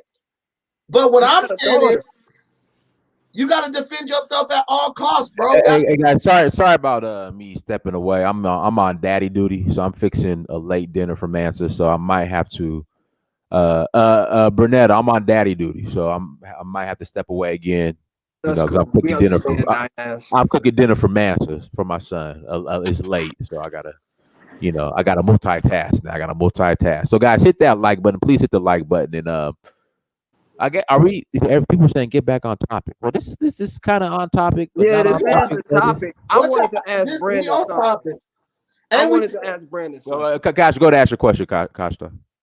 Do you believe that the man who shot up the spas and also Kyle Rittenhouse and every other mass shooter, do you believe that they are suspected white supremacists? I said suspected white supremacists. Well, I got a question for you, Kasha. Before you, what does that mean? You're using the Neely Fuller language. What does that mean? That you can't prove that they're a white supremacist. Come on. What's the purpose of that? The purpose of it is to be politically correct, because you can't back evidence. You can't have evidence to prove that he's a white supremacist. You have to suspect. Here's the thing, Kyle you know what? Why I got a problem with that? Because it's like a joke. People are either racist or not. Listen, well, Kyle Rittenhouse will kill. Kyle Rittenhouse is a regular white person. He will kill anybody who comes at him threatening him. He proved that. He wasn't like, I'm not gonna shoot you because you white. That dude was like, anybody who comes at me in a threatening manner was gonna get shot. Let's be realistic, bro, about who we are. Black people act like we are the most docile lambs on the planet, bro. We're not. We are not. Black people will try you, especially if you look weak. They will try you. Now, the kid in the Asian spa, if the guy was a white supremacist, I just don't see white supremacists killing white people, man. Like, those white people do nothing to him. Bro, they kill white folks all the time. Hitler Give me killed some a evidence. lot of white people, bro. Give me some evidence. Huh? Give me an example of when a white supremacist went and killed some white people. What about that mass shooter who shot like 60 and killed like 60 people at a concert, bro? Like, what about the Columbine shooting? What about these Columbine was racially motivated? Huh? Columbine was racially motivated? You know, they said they were trying to start a race riot, and because they couldn't kill black folks, we'll just kill a bunch of off-code white folks. Exactly, but those kids, but then they were like, "Oh, it's the music." It's all types of bullshit. Bro, a real white supremacist is not somebody walking around on the streets with a gun, bro. A white supremacist is somebody sitting in a high rank. Not all of them. They got foot soldiers too. Like everybody can't be in a high-ranking position. You got your little foot soldier, white supremacist, and you got your chiefs and your generals, bro. Like everybody can't be that. I would say that Kyle Rittenhouse was in a bad situation that his parents put him in. I'm not gonna go as far as say the kid is a racist, right? He just you gotta understand something, y'all. Black, and I want every black person to listen to this and don't be ignorant, right? When you align yourself with a political party in America, you then make enemies of the people who oppose you politically, right? So that's like me saying a Republican went and shot up a house full of Democrats, right? But because there was a black Democrat in there, it was a racially motivated thing. That's like saying when these countries go to war, America's bombing Syria. Oh, that's racially motivated. How? When they're bombing Syria in alliance with other Arabs who are damn near related to those Syrians. When you put yourself in political situations, you are then subject to getting caught in the political crossfire. If you were out there marching with Black Lives Matter, right? The president has not condemned any of the killings that took place, which means that the president is still on the side of the rule of law. So the president is saying George Floyd's murder was not racially motivated because he never came out to condemn the police who murdered George Floyd for that. He never said this was racially motivated. Like with the Asians. Yeah, he was on cool. Right. So if you say Kyle Rittenhouse is a racist, then I ain't say racist. No, I'm saying white supremacist. Right. So if you say Kyle Rittenhouse is a white supremacist, how is what he's doing fighting for white supremacy when there's white people who are benefiting from what he's doing? You see what I'm saying? I mean, who don't want him to do what he's doing. White supremacy is about white people being. Yeah, but white supremacy takes all sides of the argument. It don't matter what side it is, just so they can come out on top. Listen, it's a political issue. That is not a racial issue. We're looking at it as a racial issue, but whites are looking at this shit like a political issue. The conservatives think the liberals are going to give away the farm. That's what's going on. So that's why Kyle Rittenhouse was like, yo, I'll kill these two white dudes because this is a political situation from them. We are the ones who look at everything as a racial situation because that's the only plane where we know how to exist. We don't understand that when you say, yo, I'm a Democrat, I'm a Republican, you're actually choosing a side in what is a war. Politics is war without bloodshed. That is two sides of the same plane. Totally fine, but they are at political warfare, bro. Do you see how the Democrats are doing the conservatives right now? It's almost like ritual warfare with the Zulu and the Xhosa, bro. Like it's not like it's a real war. They're just trying to fool everybody else. It's nothing. Politics is a game. No, those Xhosas really, they got beef with the Zulus big time, even on the political spectrum too. I've been to South Africa, like they don't like each other. But what I'm telling you is, I believe it's more politically motivated than racially motivated. Now, if you talk about Dylan Roof, that was racially motivated. Dylan Roof was a dude who literally was like on social media talking about the coming race war and all that stuff. There has to be a trail, like a paper trail. You got to show There's that. a lot of them that leave manifestos when they end up killing themselves and tell them their motivations and what books they used to read, and all of them have paper trails of a white supremacist. They all read the same books, they all follow the same man, Jared Taylor, Richard Spencer. But was Kyle Rittenhouse doing that? Yes, he's an avid follower of it's not the older guy, but the younger guy, Richard Spencer. He's a follower of Richard Spencer, bro. Like, he around taking pictures in the bars and stuff, bro. Like, they're treating him like a celebrity. That's now, but I'm just talking about before that, like when prior to that Kenosha thing. Would Kyle Rittenhouse even been there if his parents were like, not like, let's go do that? You got to prove intent, which that's why he's going to get off. But what I'm telling you is, bro, racists, white supremacists, and people like there's not even a need for white supremacists really anymore, because Black people, we so damn dumb. We just do whatever white people say. Like, they see all these Black people with guns, bro. We don't dumb Black people with guns. Dangerous. These tiny ass militias that ain't gonna shoot shit. Come on, man. These little gang banging thugs out here. Bro, the skinny jean toting, Glock toting we thugs. kill each other. We shoot each other. If that's the case, we all white supremacists. But gang members are white supremacists because we kill more of each other than any white person, bro. And I'm not even trying to say like, I don't know. What about abortion, bro? Abortion too. Like, you come on, bro. Like, that's Planned Parenthood though. Like, that's white supremacy. You taking me down a rabbit hole because you already know, bro. Like, I'm not about to say shit about Kyle Rittenhouse if I can't say shit about Pookie, who's in the community killing up people every day. Hey, I caught cuz slipping at the liquor store and I blasted that nigga, cuz. Like, that's a white supremacy. Kyle Rittenhouse to me is a kid who just got scared and was just like a punk who had a gun and ran and shot somebody. Like, that's all I see in that. Now, the other dude with the Asians, I don't care. I think that dude just was mentally ill. I think that was just straight mental illness. Bro, he went to 3 different spas. He had, all right, I'm gonna go to this one, I'm gonna go to that one. And if it was racially motivated, why spas? You could get a lot more Asians somewhere else, bro. There's whole Asian grocery stores. But in Atlanta? Hell yeah. Hell yeah. Everywhere. They got down. Asians are deep, bro. Come on, man. I'm not gonna just throw. I'm sick of the race card, bro. Like, Black people need to give that up, because even though it exists, if you're not gonna do anything based on this reality of white supremacy, just shut the hell up. Because you sound stupid. Like, if I was like racism, or Donald was like racism, okay, we're actually out here doing shit to combat racism. Y'all about to go to work tomorrow, smile and code switch in front of all the white people at your job. Yeah, that was tragic, all the shit. Me, I'm different from y'all. You know what I'm saying? Like, I live my truth. And when you live your truth, you don't have time for people who basically detract from the reality with speculation and just buzzwords and gaslighting. Like, bro, we out here playing a real game out here. Like, this is serious. This ain't the preseason or the scrimmage. This is the real game. And y'all on the fucking sideline talking about, man, if the coach just put me in, I'll be able to score 5 touchdowns. Like, bro, no, we was in there. Like, Dynas, you know that person, when you play football, they always swear they'll be able to do this and do that and do this, but they couldn't even work hard in practice, bro. Like, if you didn't do it in practice, how you gonna do it in a damn game?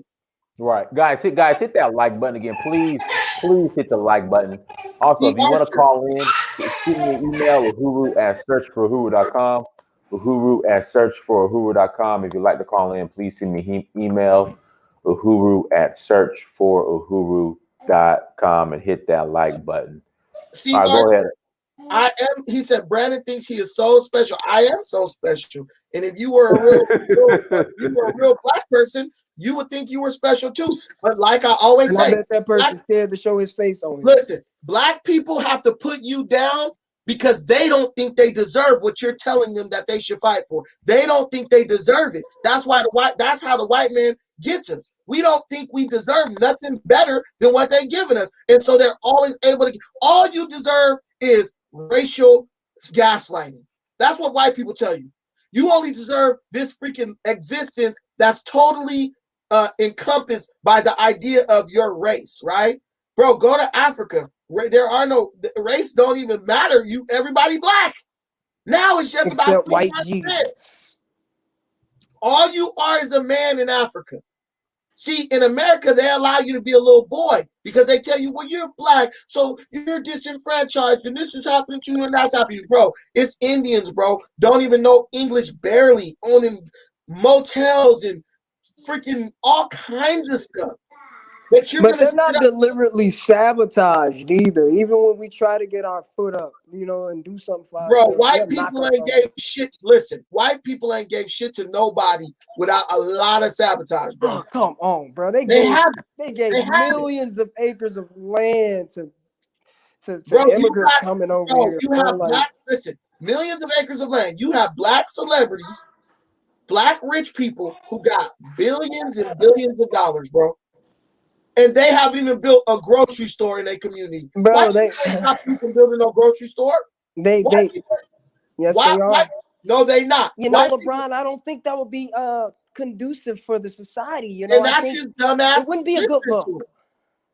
White people, listen, I'm going to quote Dr. Amos Wilson. Dr. Amos Wilson said, "We are no longer ruled by the power of coercion. White people are no longer controlling us under threat of violence. White people control us now because they have taught us that we need the things that they create to be happy." LeBron James is ruled by this. LeBron, you need a mansion in Beverly Hills, not a dry cleaners in Compton. That's what rules LeBron James, because he thinks LeBron James is rich as hell, still trying to impress people with shit that they're never going to see. That's it. LeBron James is trying to do shit that Kobe never did, bro. LeBron moved to LA despite the fact that they spray painted nigger on his house. Exactly. And he still moved out. These are little rich suburban white kids, and they still managed to spray paint nigger on your house. Bro, and you think that, and your camera saw who did it. Yep, for real though. But ain't nobody getting persecuted for it. Exactly. Listen.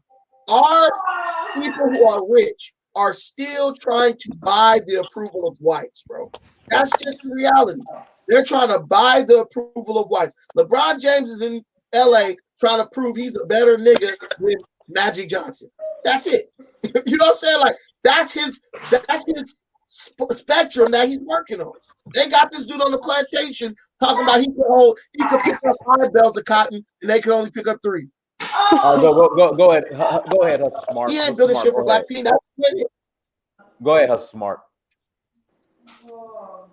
First of all, salute to the panel, salute to the chat, salute to Pan African Strikes Back, salute to you, Mr. Prince Dinus Amir, and salute to the brother Costa, whatever his name is.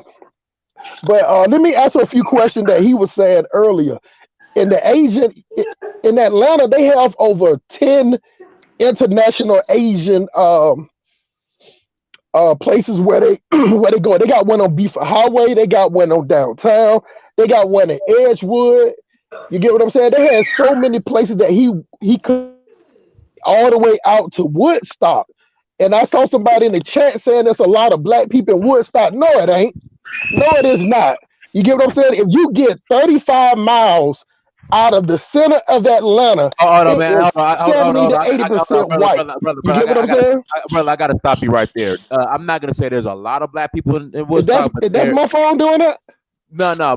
What I'm saying is there are a large amount. I mean, it's changed. So I live in Atlanta. Damn, I don't know what happened. But it's changed. The demographics has changed. So, I mean, when you go through Cobb County, I think Woodstock's in Cherokee County, there are a large number of black people out that way now, and Hispanics now. It's changed. But go ahead. Let me check on Master Dinner. Hold on. Look, somebody said LeBron is the most woke NBA player in the NBA right now. You said that. They need to leave the chat, bro. Bro, woke. LeBron is woke with what, bro? Black people swear because somebody gives out money. What is woke, bro? Why people be using words like that? What's woke? Bro, I told somebody today in my group, in my investment group, I said, how is LeBron any better than a white person who's doing the same stuff that he's doing, that's having the same result that they're getting. LeBron sending kids to college. You guys act like that's the first time a rich person was like, yo, I'm gonna pay for kids' tuition.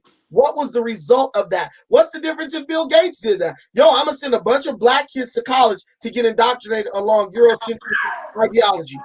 That's what the school does too. Has it helped your neighborhoods yet? Has our kids going to college helped our neighborhoods yet? My dog just chewed through his leash and got off that thing. But his ass is going to get lost. But anyway, so has black kids going to white colleges and even HBCUs, has it helped our communities yet? No. So why is a black person doing the same thing white people been doing? How is that going to change anything? LeBron didn't even go to college. Bro, LeBron is a basketball player who's rich, who don't spend no money, that he doesn't put his money to use hiring black. When like you can at least have black people cutting your grass, bro. You can at least have black people cleaning your house, bro. You got Mexicans. Right. Yeah, exactly.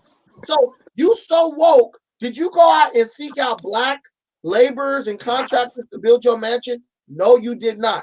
You're woke because you helping a couple other rich black dudes come over to your company to make people rich. You help the boys out. That's the black man's whole catalog. You know what I think it is, though? Let's not put too much pressure on LeBron, bro, because we ain't gonna ostracize him here. And they all do that. This is something collectively that they do. But LeBron, he's such a polarizing figure that he feels they probably do something like they did, bro. They killed Kobe. I said it earlier in the chat room. They killed Kobe. Look at how Kobe died.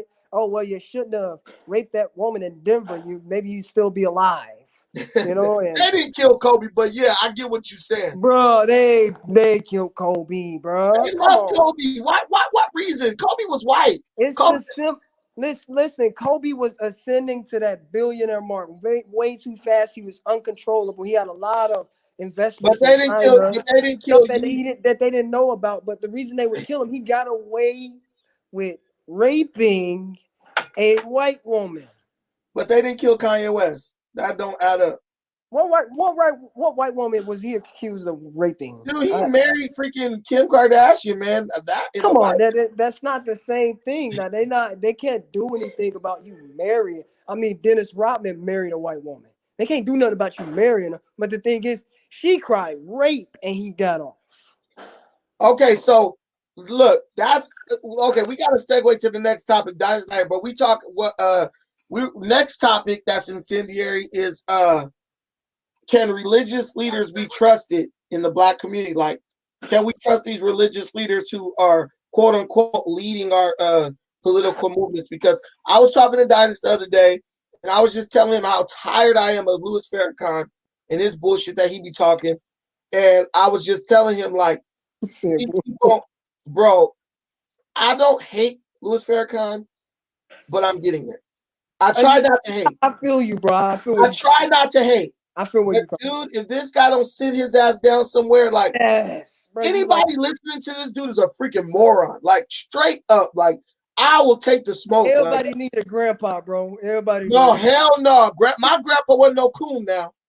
And like my grandpa he was ignorant as hell, but he wasn't no coon. You feel me? Like Louis Farrakhan is like, he's the biggest disgrace in the history of blackness. Like that guy been at the helm of Nation of Islam for like 50 years, a ridiculous amount of time, bro. When I was got all that money from Gaddafi, but he will only help you if you Muslim. He won't just help black people. Like any black, look, be the change. Be the change. Why don't you come in this chat and tell me how I'm off code, bro? See, here's the thing. You're in the black community. Anytime you hold anybody accountable, you're off code. That's the game that they got us playing amongst ourselves. I'm off code for telling people to stop listening to dudes who try to use religion as some type of caveat or like a catalyst for change.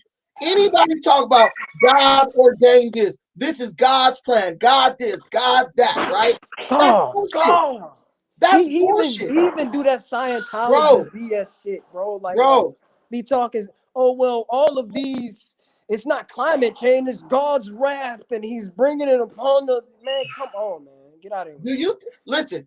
It's no coincidence that a dude who thinks that a white man is God in the flesh, right? The white man is God in the flesh. Is it any coincidence that they've been championing your cause for over 50 years and you've experienced nothing but regression? Like you've done nothing but go backwards. Like Nation of Islam used to have businesses, bro. When I was a kid, they used to have like fish markets, bakeries, dry cleaners, all that in LA. Come to LA and find me a fish market owned by the Nation. Come find, well, I know a bakery, one. It used to be like 3 in every city, bro. They used to have Shabazz bakeries all over LA, bro. Now they got nothing. Do you think that that's something that happens by coincidence? Who's gonna say, look, I'm making money, let me shut this down? Nobody does that. That bakery closed down, but Roscoe's Chicken and Waffles took off. What? That doesn't add up. Is that Yeah, man. Come on, Kush. Yeah, fair. But this guy, he the guy's a fraud. But I ain't gonna listen. I don't like using verbiage. I don't like slandering people like that. He is an elder. He's slandering himself. Here's my philosophy. The real ones, they gone. They either in jail or they dead. They either killed them or they put them in jail. So if you still here, bro, you fake. That's just it. And that's across the board. No. There's real people out here, but they're being smothered. Not from that era, though. He's from the civil rights era. Civil rights era, I don't know who was really the civil rights era, but the thing is, they're smothered by, look, we listen to RZA Islam, bro. We listen to Ben X, bro. Those are people, look at Ben X, look at RZA. Dude, these guys are just puppets. Like, they're just being used like, oh, go join the Nation, and then what? RZA Islam's like, vaccine. But what's being created? They got so much buying power. They got so many people donating money every week. You feel me? Like, what are they doing with that money? Like, somebody show me how many jobs is Farrakhan creating in Chicago. Is he creating 100 jobs? Look, I stay right off of Stony Island where that 75th mosque is, bro. And I'm telling you, they don't do anything if you're not Muslim. They'll try to recruit you, but if you don't want to be Muslim, they can't do nothing for you. But bro, what are they doing for Muslims? How many businesses are they owning in Chicago hiring black Muslims even? Bro, I go to Chicago. You got to be specific. You have to be a Nation of Islam. You have to be NOI. Right. NOI, yeah. Oh, but no. You have to be a fruit. Farrakhan runs over to the Middle East all the time, rubbing elbows with those fundamentalist Muslims over there. Yes. And bro, this guy, it's about being Muslim if you black. He won't do nothing for you unless you Muslim, right? Yep. But then the guy go and do everything with all types of other. He put a bunch of Christians on stage at the Million Man March. Didn't have a problem doing that. He goes out to the Middle East and go rub elbows with these different Middle Eastern leaders and stuff. They're not NOI. They don't even believe in the NOI. What the NOI talking about? They can't stand a black Muslim. It's all a game, bro. It's all a game. And we sitting up like, yeah, the minister, he know what he's talking about. Man, this dude is playing you. Like, look, they killed cop. I ain't gonna say that. Yeah. No. But come on, bro. Like, I'm still upset about Khalid, bro. Like, we need to know what happened to him. No, he died from aneurysm, apparently. I am like Dr. Amos Wilson, right? Why? Right? Look, Kofi Kitawansa. Bro, why does my excellence upset you? Like, you should be like, look at that black man. Be hating in the chat room and won't come like, when I see black men asserting themselves, I'd be like, look at that brother. At least that brother out there doing this thing. Like, bro, you know, like, you brought up a good point. Khalid Muhammad, Malcolm X, right? Everybody swears that they love these people, Malcolm X and this person. But think about this. If you hating on me and I'm nobody, right? You would have been in the room with Malcolm X talking shit about him too. Because the type of spirit that you are exhibiting is one of jealousy and anger. Jealousy and anger has no like confines, right? It's not limited to a certain person.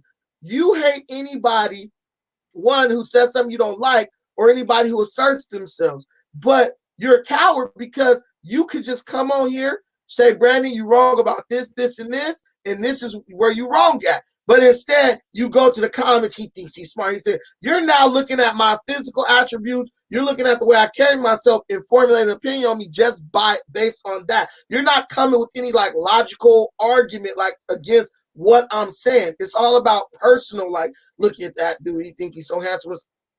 And you know, they push that Like, black and I don't brown. understand in that type of,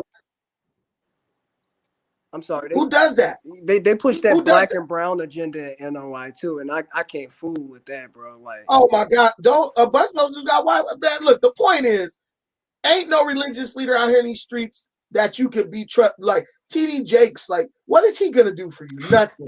Remember Faircon, Creflo Dollar, JP Fisher in LA. What are these dudes gonna do for you? Hey, what's that passed out here in Chicago that said he'll dig up Hitler? You know, oh man, you got some dirty pastors. They but some our pimps, people are still following these people, man. Like we looking at the white man. Like it's the mostly white man's our women, problem. bro. It's mostly women that go to church. They looking for a pimp pastor. They looking for a man to talk good to him and greasy to him. So what better way to go to the church? There's somebody named Mark Trey. Bro, I'm from Long Beach. Where you want to hook up at? Holla, hook up about what? Like we can meet at the liquor store on Cherry and PCH. Just tell me the time. I'm down the street. I mean, you want to talk to me or what? Like I appreciate the symbolism. People be like, want to fight me? Like, bro, I had a dude who be watching these shows. He walked up on me at a liquor store, bro. He like, yeah, I be seeing you talking shit on the internet. I was like, oh shoot, yeah, bad. He was like, nah, but you cool, man. I was like, oh, okay, like, flying, huh? dude, hey, I be strapped though. I don't care. Like, whatever. I'm used to it. He said, like, yeah. I mean, dude, I live in Long Beach, bro. It goes down over here sometimes. Like, I got a lot of people who don't like me just in general, bro. In like LBC, yeah. Bro, I cursed out some dude's girlfriend one time on Facebook. That dude pulled up at my house. Oh wow. He's like, oh, he's trying to slap, bro. I came out. He was scared. Nigga, he ran. He's black. And it's always the same. They tired and then they want to negotiate. It's like people get too angry over internet stuff, which is fine, but it's my truth. It's what I believe, and you could come and argue it down, whatever. But come on, I ain't about to be talking. I don't go on nobody's channel like, yo, this person is doing this. I'm just like, if you said some goofy stuff, I'm gonna just be like, this dude is goofy. If I bring you up in a conversation, like, I'll tag your name in my live stream just so you know I'm gonna say something about you. Like, if you see it, like, oh, this dude was talking about me, let me go check this out and see what he was talking about.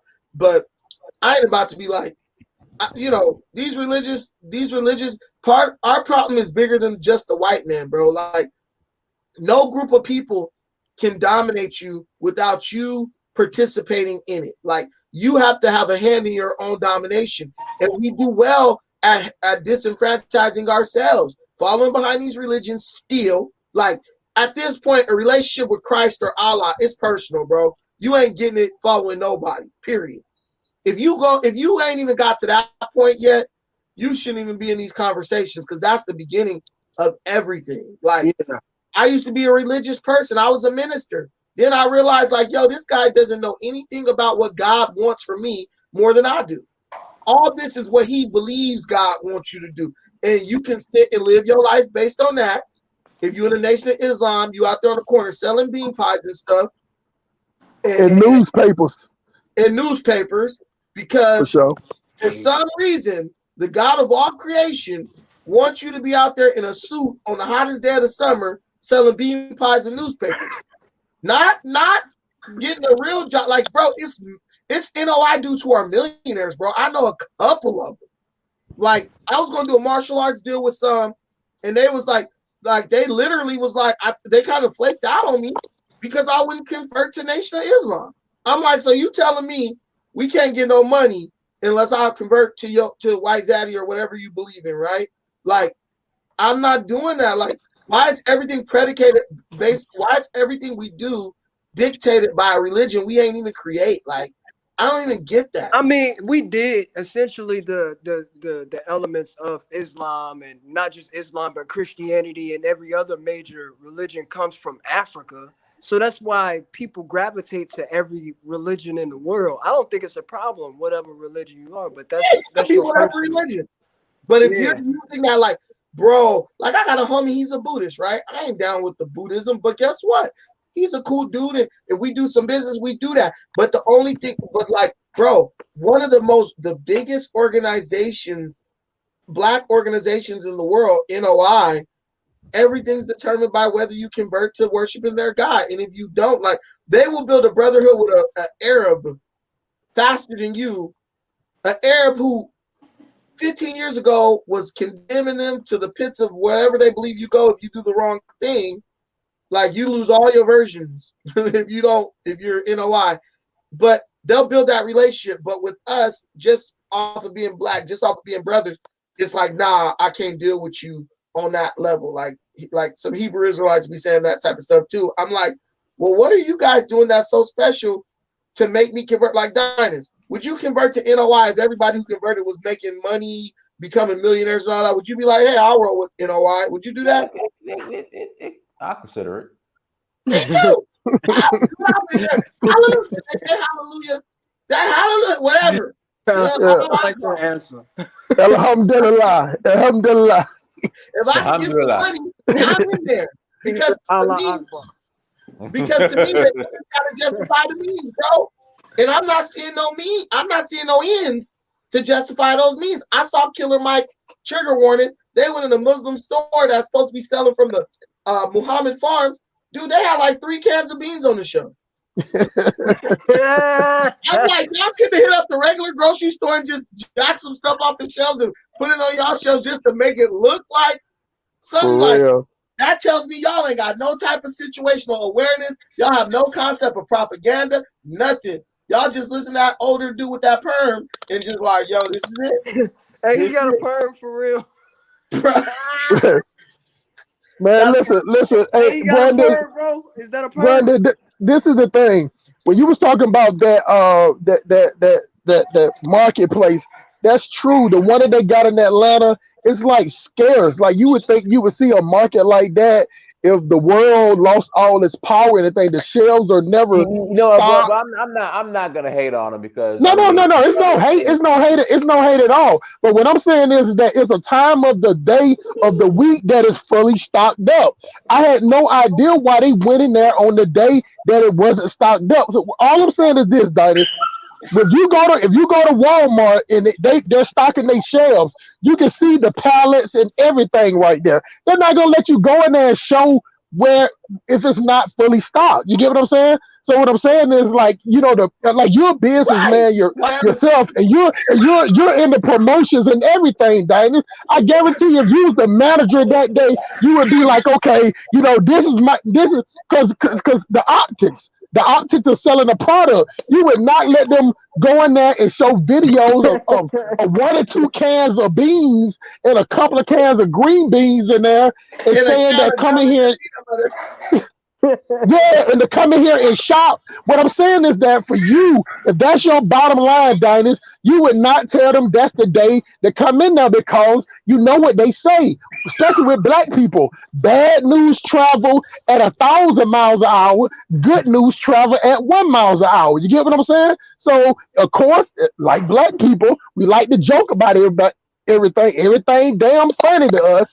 You get what I'm saying? We'll be cracking jokes about it. Instead of supporting it, we'll be cracking jokes. I'm just speaking on the options. I support everything they do. I ain't never seen a bean pie I don't like. You get what I'm saying? Every time I go through, I buy listen, the best Them things nasty, bro. You nasty? No, bean pies. Hey, Brandon, I used to get my bean pies from the Slauson swamp meet. The Muslims in front of there, 5 bean pies. Then here in Atlanta, the brothers off of Godby Road and Old National, 5 bean pies. Oh, you got to go over there to Calendar Road now. Them guys, they sell it by the whole. I buy the whole tray. They have a little cooler out there and everything. But the problem is that I got my sister. She's like this too. We got a problem in the black community that if it doesn't immediately affect us, we don't support it. So we look for any reason not to support each other. But when it comes to a white person have to prove to you that they're a bad person. You get what I'm saying? I see it all the time. A white person walk in the door.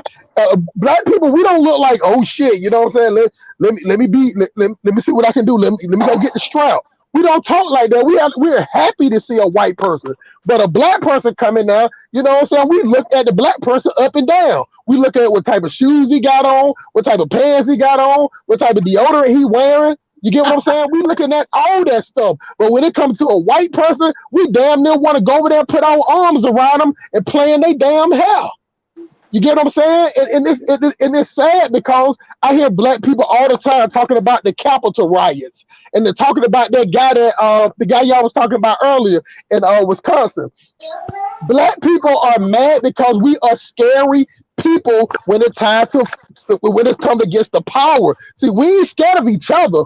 You know what I'm saying? We'll cut off another black person left foot and cut off his right arm. You get what I'm saying? We'll do that quick. But like in Atlanta where I'm from, we let these white people, they come around here, they walking their dogs, they riding their little ugly ass bikes, they roller skate all through the hood. You get what I'm saying? They skateboarding all through the gang areas. But they ain't saying nothing to them. But if I get out there and walk through, oh, where you from? Why you got on them colors? But the white person can wear whatever colors they want to wear while skateboarding with some biker types. The white person can have on some. Hustle smart. Look. I got a dude. I said something about Farrakhan, right? I got a dude, 57 years old. He's from Long Beach, apparently. He has family members, 25 family members that's really members. I don't know who he is. Talking about, I guess he wants to talk with me or meet with me. He's all gangsta at 57 on me. What was you doing on to these white people for the 30 years when you was young and strong and could have been beating people up and doing stuff? You wasn't doing nothing, but you want to fight me, or I don't know if you want to fight me, right? I doubt that you want to do that, but you have the energy in all your 57 years of life. You have the energy to come go at me. Why don't you use that energy to go to Farrakhan or one of your peers and tell them, yo, why didn't we create anything for these young black dudes? We was sitting on beachfront property in Long Beach, $1 million real estate for decades, and we didn't do nothing. Like, bro, you look retarded because you're trying to be mad at you can't. Like, I'm young and black in America. I could literally say anything, and you will never be able to explain why we're in the situation we're in and why you got smoke for us and you didn't have smoke for the people who've been oppressing you all these years, bro. Like you said, I don't know who you are. It doesn't matter who you are because you didn't do anything to benefit me, your kids, anybody in this city, bro. I own a home in this city. What do you own in this city? I employ people in this city. What do you employ in this city? You can't say nothing to me about nothing other than give me aggression because what I'm saying is true and you're upset, you're emotional, just like 90% of the other older black men in Long Beach, bro. What you guys know about is sports and going to jail. That's y'all expertise, period. I'm from Long Beach. I really be outside, bro. Like it ain't no secret. So I live on the east side. These old niggas. So it's I know they be hating at an all-time high, but what I'm telling you is, bro, that shows that you have immaturity. Like you trying to get mad at me over Farrakhan. What did Farrakhan do for you that is gonna warrant you trying to say anything negative to me or do something negative to me? What did he do? Nothing at all. We love giving our allegiance to people who give us nothing in return, bro. I'll give you $5 every day. Follow me the way you follow Farrakhan. You will be benefiting economically way more than following Farrakhan because he ain't telling you nothing that you don't already know at the age of 57, bro. You sure? You know what I'm saying? Like, that's it. You shaming yourself. I agree, Brandon. He's really not telling you anything that's useful. It's just a bunch of religious banter.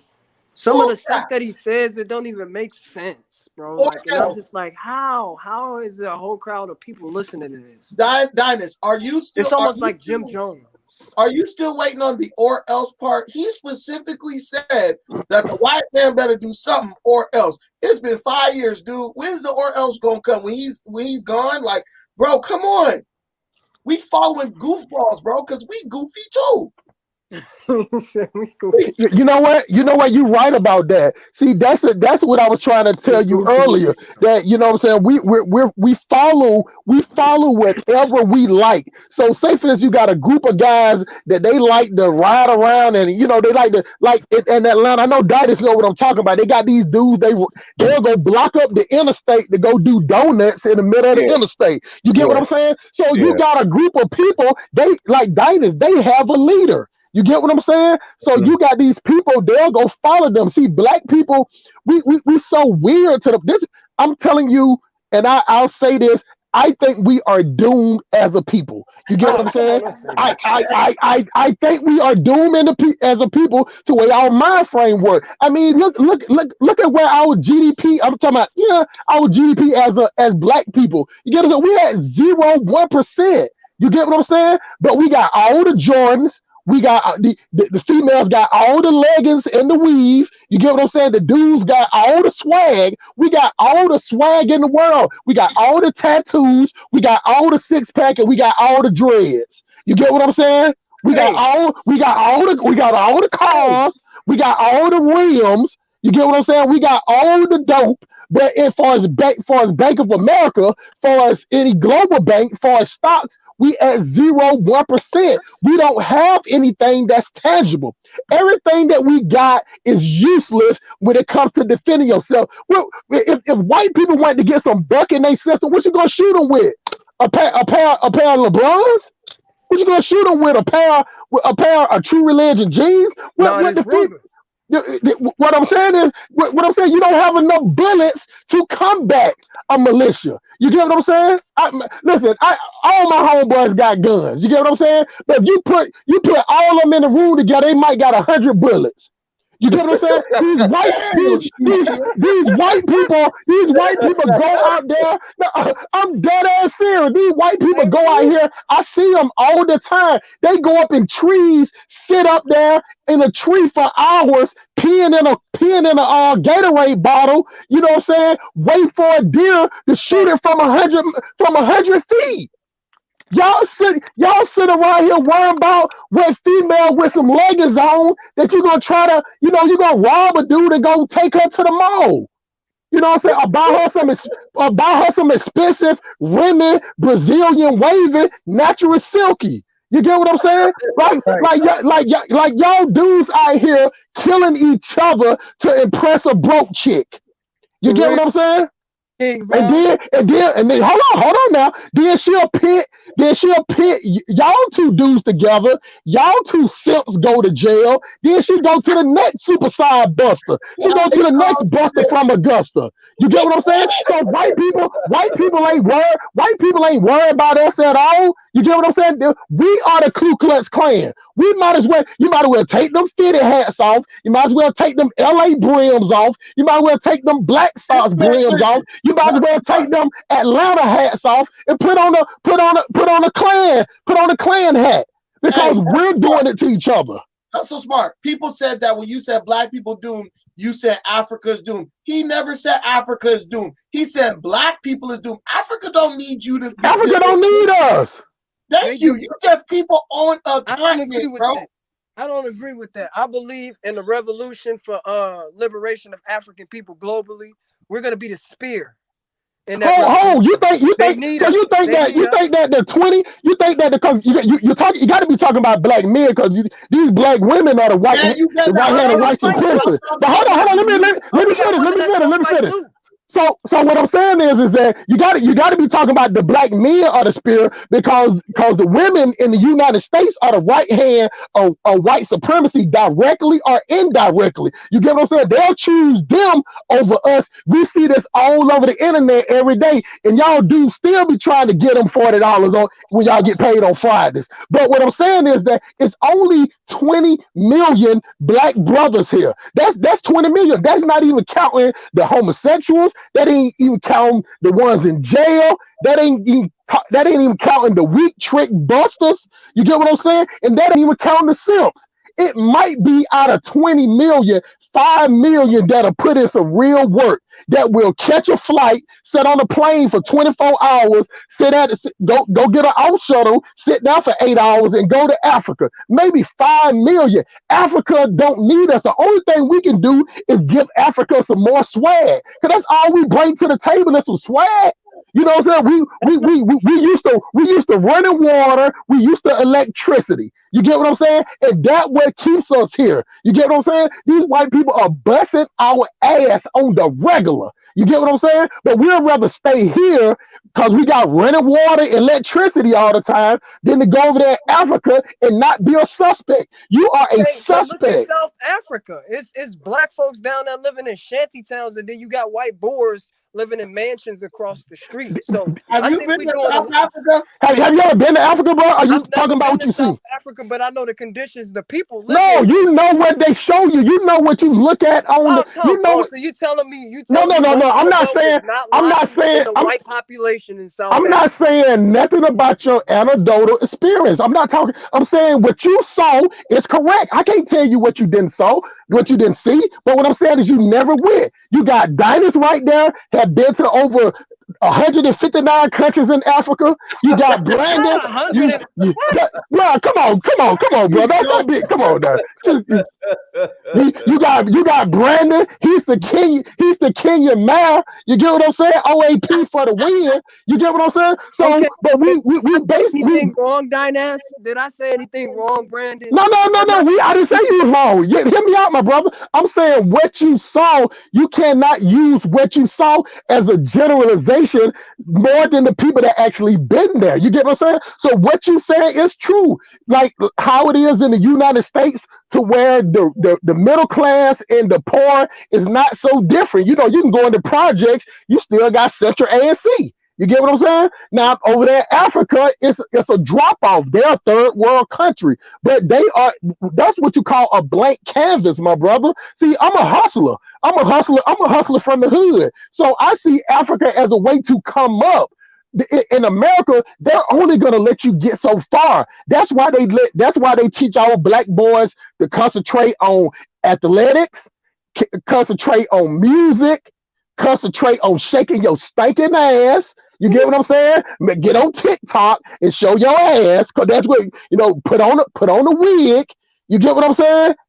And copy other people. But the thing about it is, we don't teach our kids to be entrepreneurs. We raise our kids to be employees. So if a black person get a job, you get what I'm saying? We so happy, we'll start talking about how good their benefits is. You get what I'm saying? But if they open up their own business, you'll go past their business and go to Ruth Chris and spend $150 for a bullshit steak. You get what I'm saying? But we won't support each other. That's why I'm saying we're doomed as far as economics. Everything, look, see, this is what I'm talking about. Everybody's like, yo, this sounds so chaotic and all this stuff. It's like, bro, look, the guy's telling you a reality. You look, watching TikTok is chaotic to me. But black people watch that, that's fine, right? What the point is, the truth is going to be the truth. Like, I'm probably about to get into a huge issue with some dudes from Long Beach just for talking about Farrakhan. I'm not gonna stop saying what I'm gonna say, because what I'm saying is true. Who cares about what an old nigga think from Long Beach? Who cares about a dude from Chicago or Atlanta or how they feel about what I'm saying? What I'm saying is true. As a man, you gotta stand on whatever you believe. Period. That's the point. None of it matters if you're not doing nothing based on what you believe, bro. Like, that's it. Like, you could say he's chaotic, but I know this dude is putting in work. This dude got an Africa plan, all that. He's saying black people doomed, but he still has faith in black. He's still willing to work. Even Hustle Smart is a dude who's like, yo, the ship going down, but I'm still going to be here with it until it go down. I'm going to still be bailing water till it sinks. I'm the Reggie Miller. I'm the Reggie Miller of this shit. Reggie Miller. Right. I'm not jumping ship at all, but I can see it. See, if you watch, I use a movie reference. You get what I'm saying? I was watching this Alexander. You get what I'm saying? He was the only person that was fighting for the crown. You get what I'm saying? He had maybe 6 people with him, but he finna go against an army. But he believed in what he believed in so much. He saw that he was going to his death, The same way with the movie 300. I know y'all like. I know y'all black people like the movie 300. You get what I'm saying? Dennis, I gotta say this. People talking about you shouldn't be disrespectful to an elder. Y'all disrespecting the quote. That's y'all elder. It's not my elder.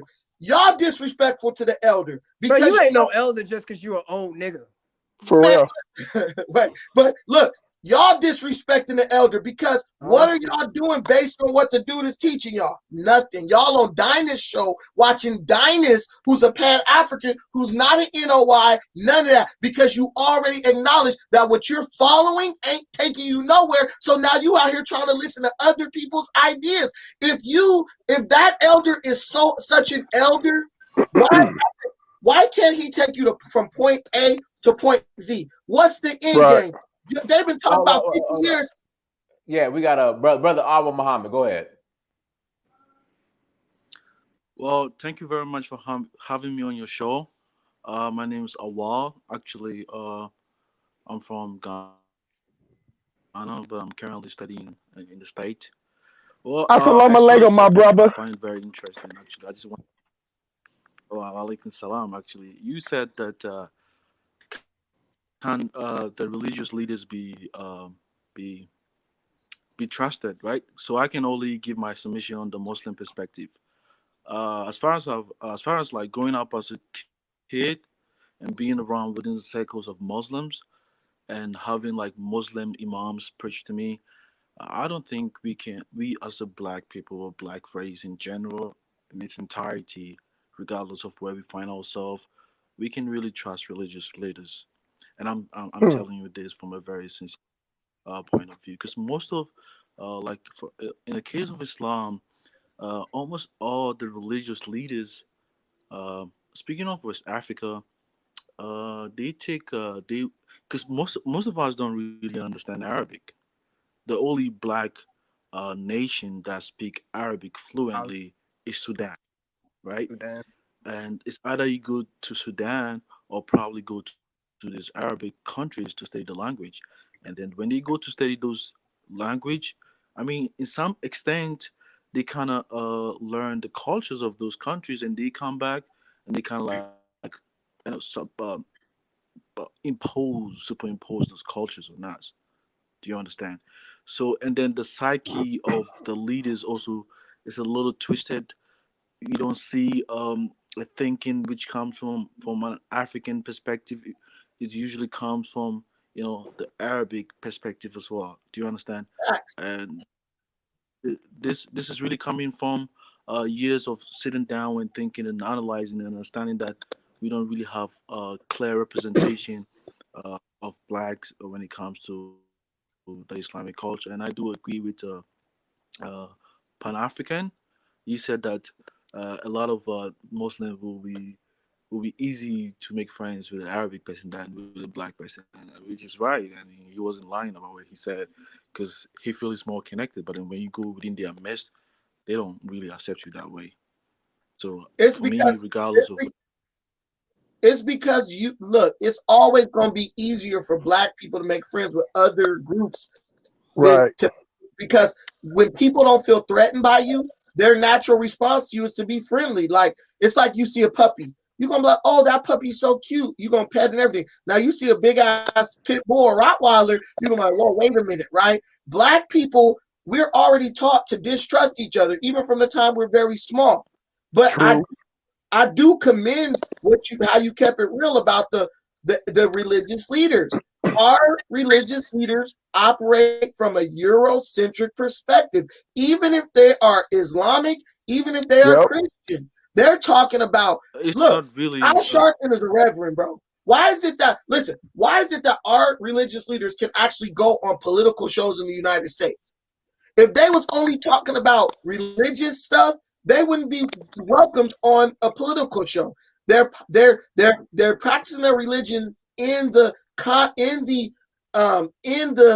spectrum, or in the context of being Americans. Farrakhan is an American first. He's an American black Muslim. The guy's been his whole religion is founded in separation from America. But in 50 years, Farrakhan is a multimillionaire. You mean to tell me that guy couldn't find a blade of grass outside of America for at least 10 Muslims or 20 or 100 to go stay on and be like, yo, at least we are able to go out of the country and be in this place together, and we can expand this, bro.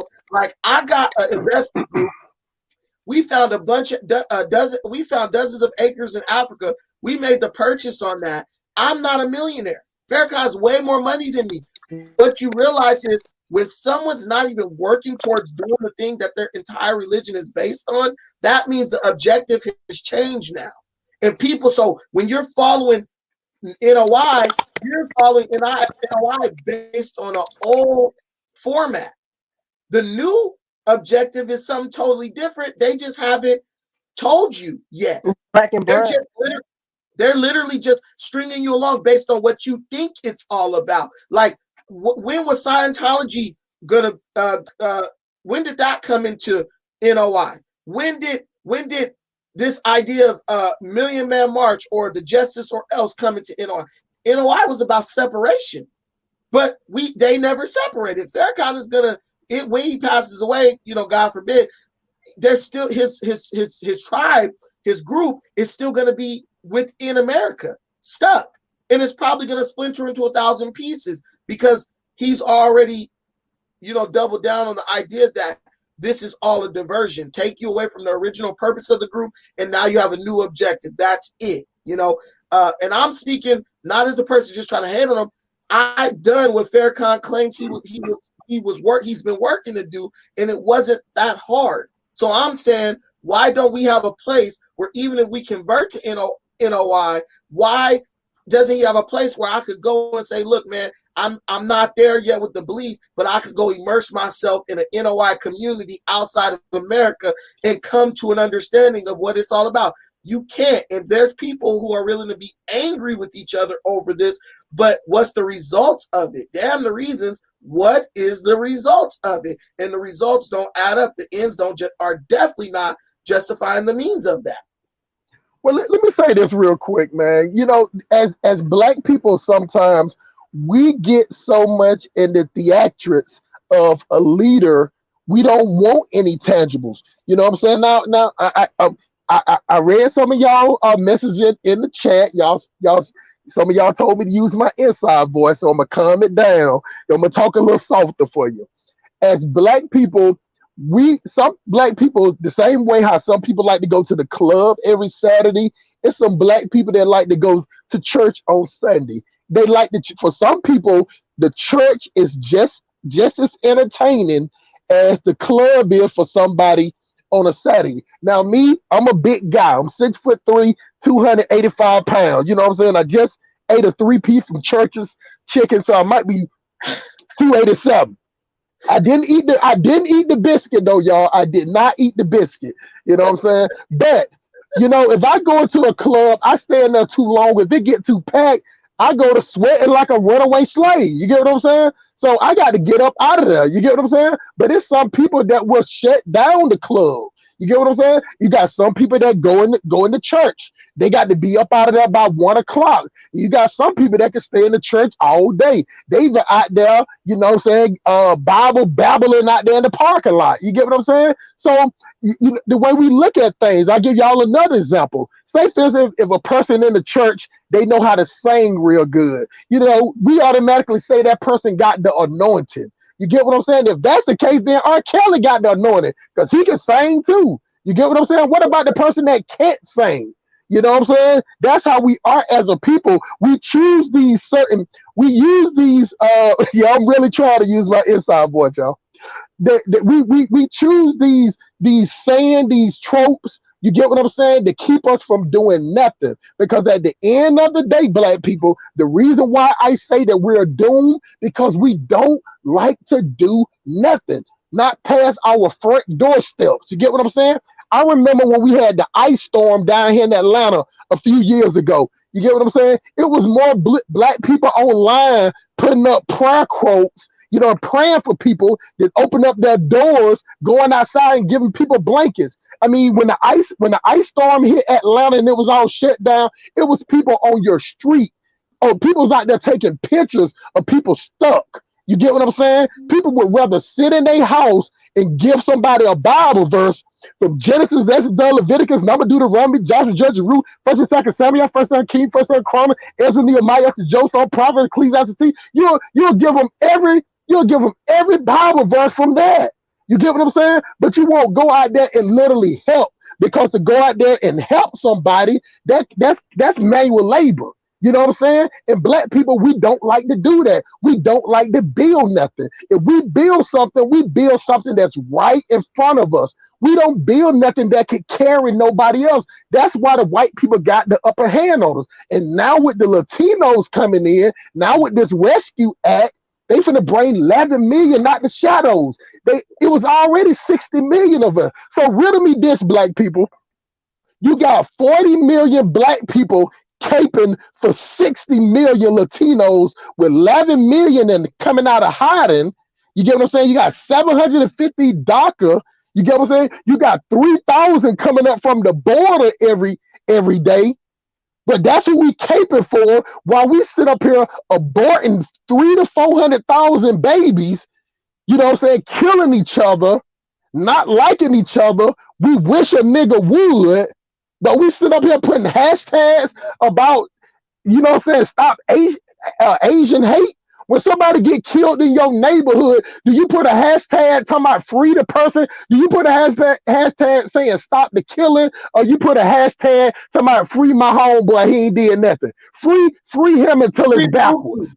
Free Pookie, Yeah. the guy who killed You know what I'm saying? people in our neighborhood. That's how we talk. You get what I'm saying? But when it comes to another race of people, because I know how y'all black women is, I think y'all attracted to their hair or something. You get what I'm saying? Because y'all don't see each other the same way. You know, if you see a little black girl doing a dance, you'll be like, oh my God, that little girl, she's so fast, where her mama at. But you see a white girl or an Asian girl doing the same dance, you sit up there act like the world don't end it. Oh my God, look at her, she got soul. We're gonna invite her to the cookout. Excuse me. I just sorry to No, go ahead, my brother. I was cooking. Go ahead. I just wanted to ask Pan-Africanism that if you guys consider like selecting a religious leader is a bad thing. I mean, looking at from my experience traveling around the world and meeting black people across the world, including West Africa, some parts of Europe, and here in America, I know majority of our people really are very religious people, and there's no way you can assume a political authority without having to go that route. That's not true.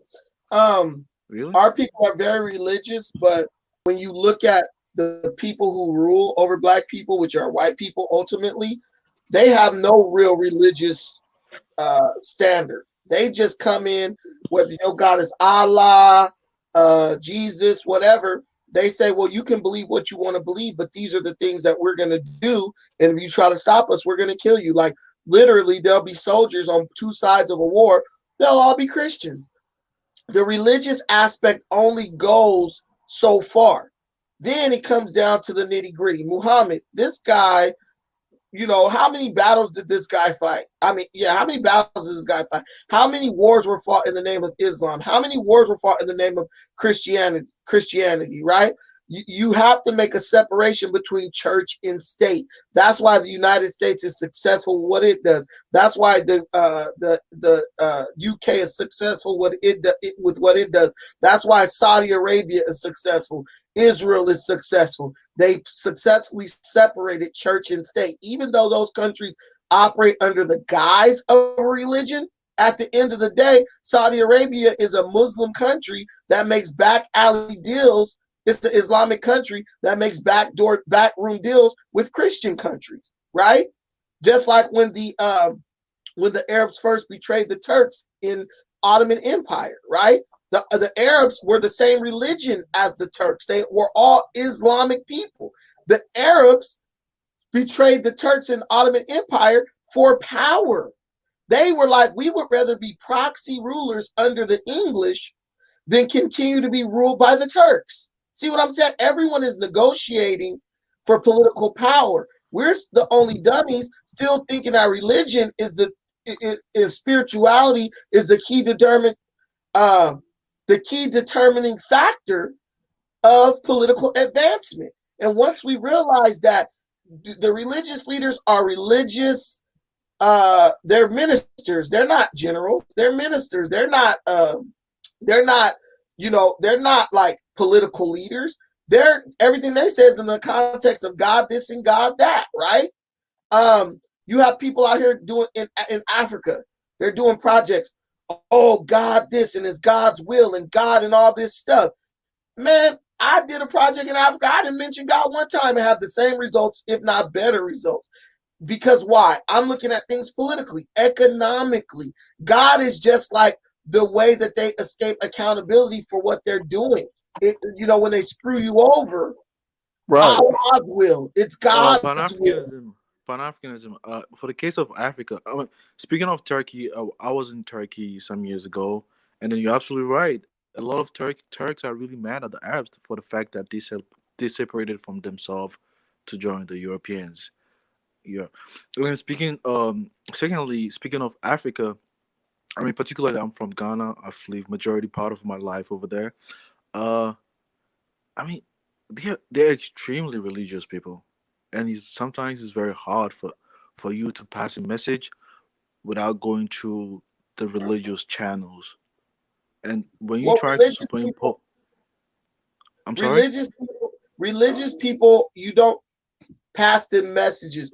What you do is once you take power, once you have power, then you just move them whichever way you want because you control everything. In Africa, look, True democracy. There's no Democrat. Like in Africa, we all know who controls everything, the richest person. It's not the most religious person, none of that. People love and gravitate towards power, bro. The reason why the church was so strong in Africa was because those religious leaders had so much power. They literally had Europe backing them. Europe was backing ministers in Africa long before they were backing presidents and all that in Africa. You know what I mean? They'll set up a hospital and a school in the name of the church, right? And then the church was able to give them things their own government couldn't give them. You see what I'm saying? So it's all about who controls the resources, who controls what the people need, and that's what we got to do, gain control of the resources, and then people are going to fall in line because even Christians and Muslims, they still need jobs. They still got to go to work every day. Well, I mean, if you go back into if you go back to the original with Constantine, with the emperor, if y'all know your history, the Constantine and the Council of Nen or whatever it was, forget that Nicaea. What he did was he was already the emperor. He already had control over all the area. But what he did was he saw that, if I make Jesus a Messiah, because what y'all don't know is that this council is the people that made Jesus the Messiah, the one that walked on water, the one that turned water into Ciroc. I mean, Hennessy. You get what I'm saying? The one that slept in the lion's den with the pork chops on his back, and the lions were just in there chilling because they weren't hungry. You get what I'm saying? The one that made the story about building the ark back then, when you had no type of boats or whatever, no machine that you could put two of each animal, and some type of way you can keep all the food refrigerated so all the animals wouldn't die for 40 days with no paddles, because the animals weren't rowing the boat. You get what I'm saying? Oh, come on, let's go back to sleeping in a whale. You know what I'm saying? Sleeping in a whale, in the whale stomach, going 100 feet deep, with your body would compress with, if you got any sense, your body would compress of the weight of gravity in the ocean. You get what I'm saying? But y'all want to believe in that because for some reason, black people think they got their own personal relationship with their homie, the big dog, aka white Jesus. And if y'all want to call Jesus black, then y'all sound even more stupider. Y'all would be, you know what, black people, y'all would be better saying that Jesus was white. Because how in the hell that the homie, my homeboy, my day one black Jesus, gonna let almighty whitey, you get what I'm saying, with the bad skin that can't stand the sun travel across this great ocean. You get what I'm saying? Now one of the boats sank. Come over there and take black people, rape black people, kill black people, whip black people, bring them on over here. Dropped a lot of them off there in Brazil, which we don't like to talk about. Brazil has more black people than we have in the United States. But since they don't speak English, they don't have a bigger voice like we have in the United States. But Black Jesus let them take all these black people to America and put them in the worst conditions, work them till they couldn't work no more, then killed them, raped them till they got tired of raping us. You know what I'm saying? Fed Black Jesus, fed the kids to let them feed the kids to alligators. And y'all, a lot of y'all don't know where the word picnic came from. Like you want to go outside and have a picnic. That comes from the word pick a nigga.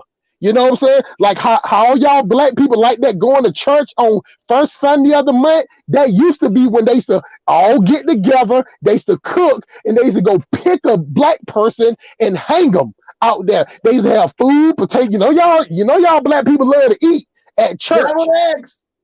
Y'all know y'all love devil eggs. You get what I'm saying? But this is where it derived from. So what I'm saying is that it all started from the history of Constantine, and then it came over to the slave, because black people were shocked that after we don't beat you, we don't separated y'all, we don't separated the families, and on Sunday y'all want to imitate us. Because you weren't allowed to be in the white church. You had to do your church out there in the pig stop. Out there where the cows shitting at. You get what I'm saying? So the white people were shocked that y'all want to sit out there and act like y'all catching the Holy Ghost out there in pig shit. You get what I'm saying? In your worst clothes. So they just let you continue to do it. And then they let the preacher, he was the only one that was allowed to read. You get what I'm saying? Because it was against the law to read. Remember, black people, if you knew how to read, they would hang you. But they would let the preacher read, because you know what the preacher was gonna do? He was going to teach you about Matthew, Mark, Luke, John, Acts, Romans, 1st and 2nd Corinthians, Galatians, Ephesians, Philippians, Colossians, 1st and 2nd Thessalonians, 1st Timothy, 2nd Timothy, Titus, Philemon, Hebrew, James, 1st Peter, 2nd Peter, 1 John, 2 John, 3 John, and Revelation, and have y'all scared to think that one day the black Messiah. No, Jew. My apologies, my brother. But got y'all thinking that it's gonna be some coming back to the point that y'all been singing soon and very soon, 400 years or soon and very soon. Y'all think that we the first group of people to start talking about it was the end of days? You didn't think that the slaves were saying that 400 years ago? They weren't praying for no apartment. They weren't praying for no car note with 300,000 miles in no floor mats. You know what I'm saying? They weren't praying for no. they weren't praying for no bullshit. They weren't praying for no bullshit job where you got to be on your feet all day and they give you 15 minutes to go to the bathroom. They weren't praying for your child to try to beat no murder case after he don't kill everybody in the neighborhood. You know what I'm saying? Right. You sit up there and talk about he ain't did nothing to nobody. You get what I'm saying? The slaves had the most purest prayers in the world. And I get tired of y'all. I get tired of y'all niggas sitting up here talking about y'all got a personal relationship with God. The slaves had the best relationship. The slaves was the purest. They didn't even know how to speak. They didn't even know who they was praying for. They just saw master. They saw master praying to somebody in the church. They'd be like, well, shit, this the good ship Jesus that brought us over here. I'll pray to anybody. To stopping these people from cracking this whip on me. I pray to anybody to stop them from raping my kids. I pray to anybody to stop them from beating my son. So they just pray to anybody. And y'all sitting up here praying that some girl with a fat ass and some leggings on to come and holler at you. You hoping that she give you her phone number. These are the type of prayers that we're saying today that has nothing to do with what I have read in the Bible. Now, don't get me wrong. I know about the Bible because I'm the son. My mother was an evangelist and my dad was a reverend. But all it did is taught me that it was a show. You get what I'm saying? Church is a business.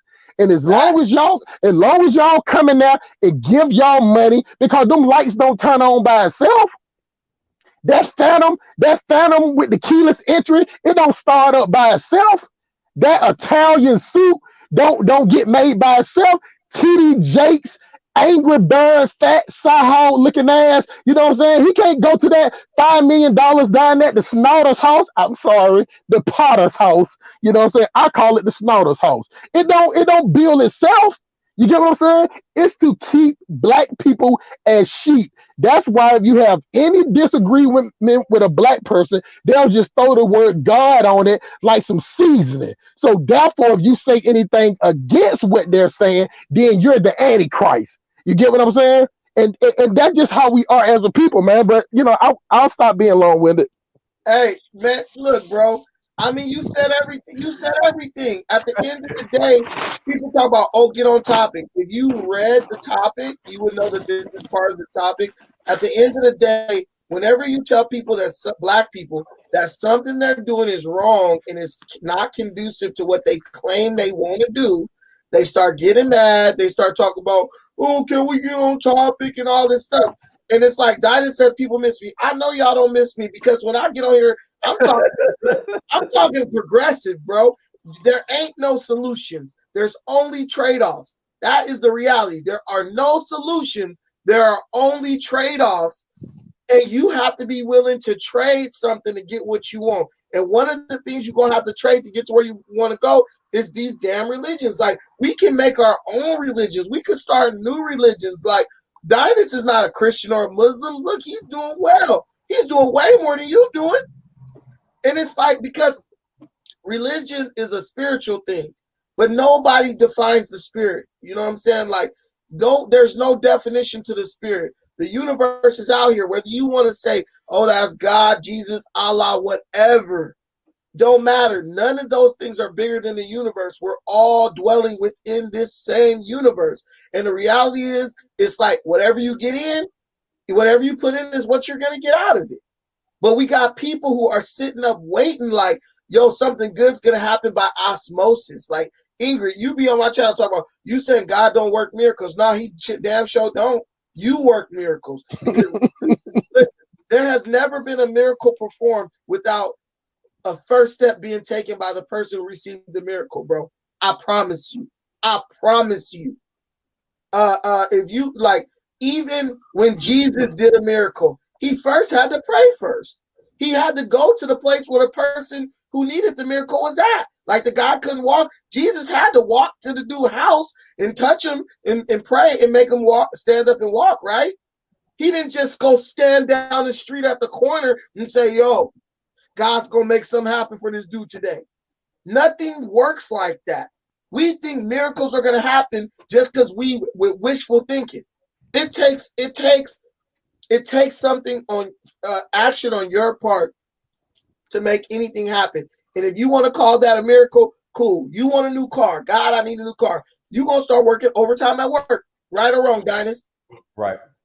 Kobe Bryant wants to win the championship of the NBA. He got his ass up and went to practice every day, didn't he, Dinas? Because if it was just up to God and God wanted to happen, all he would have to do was roll over in the bed every day and turn on the TV.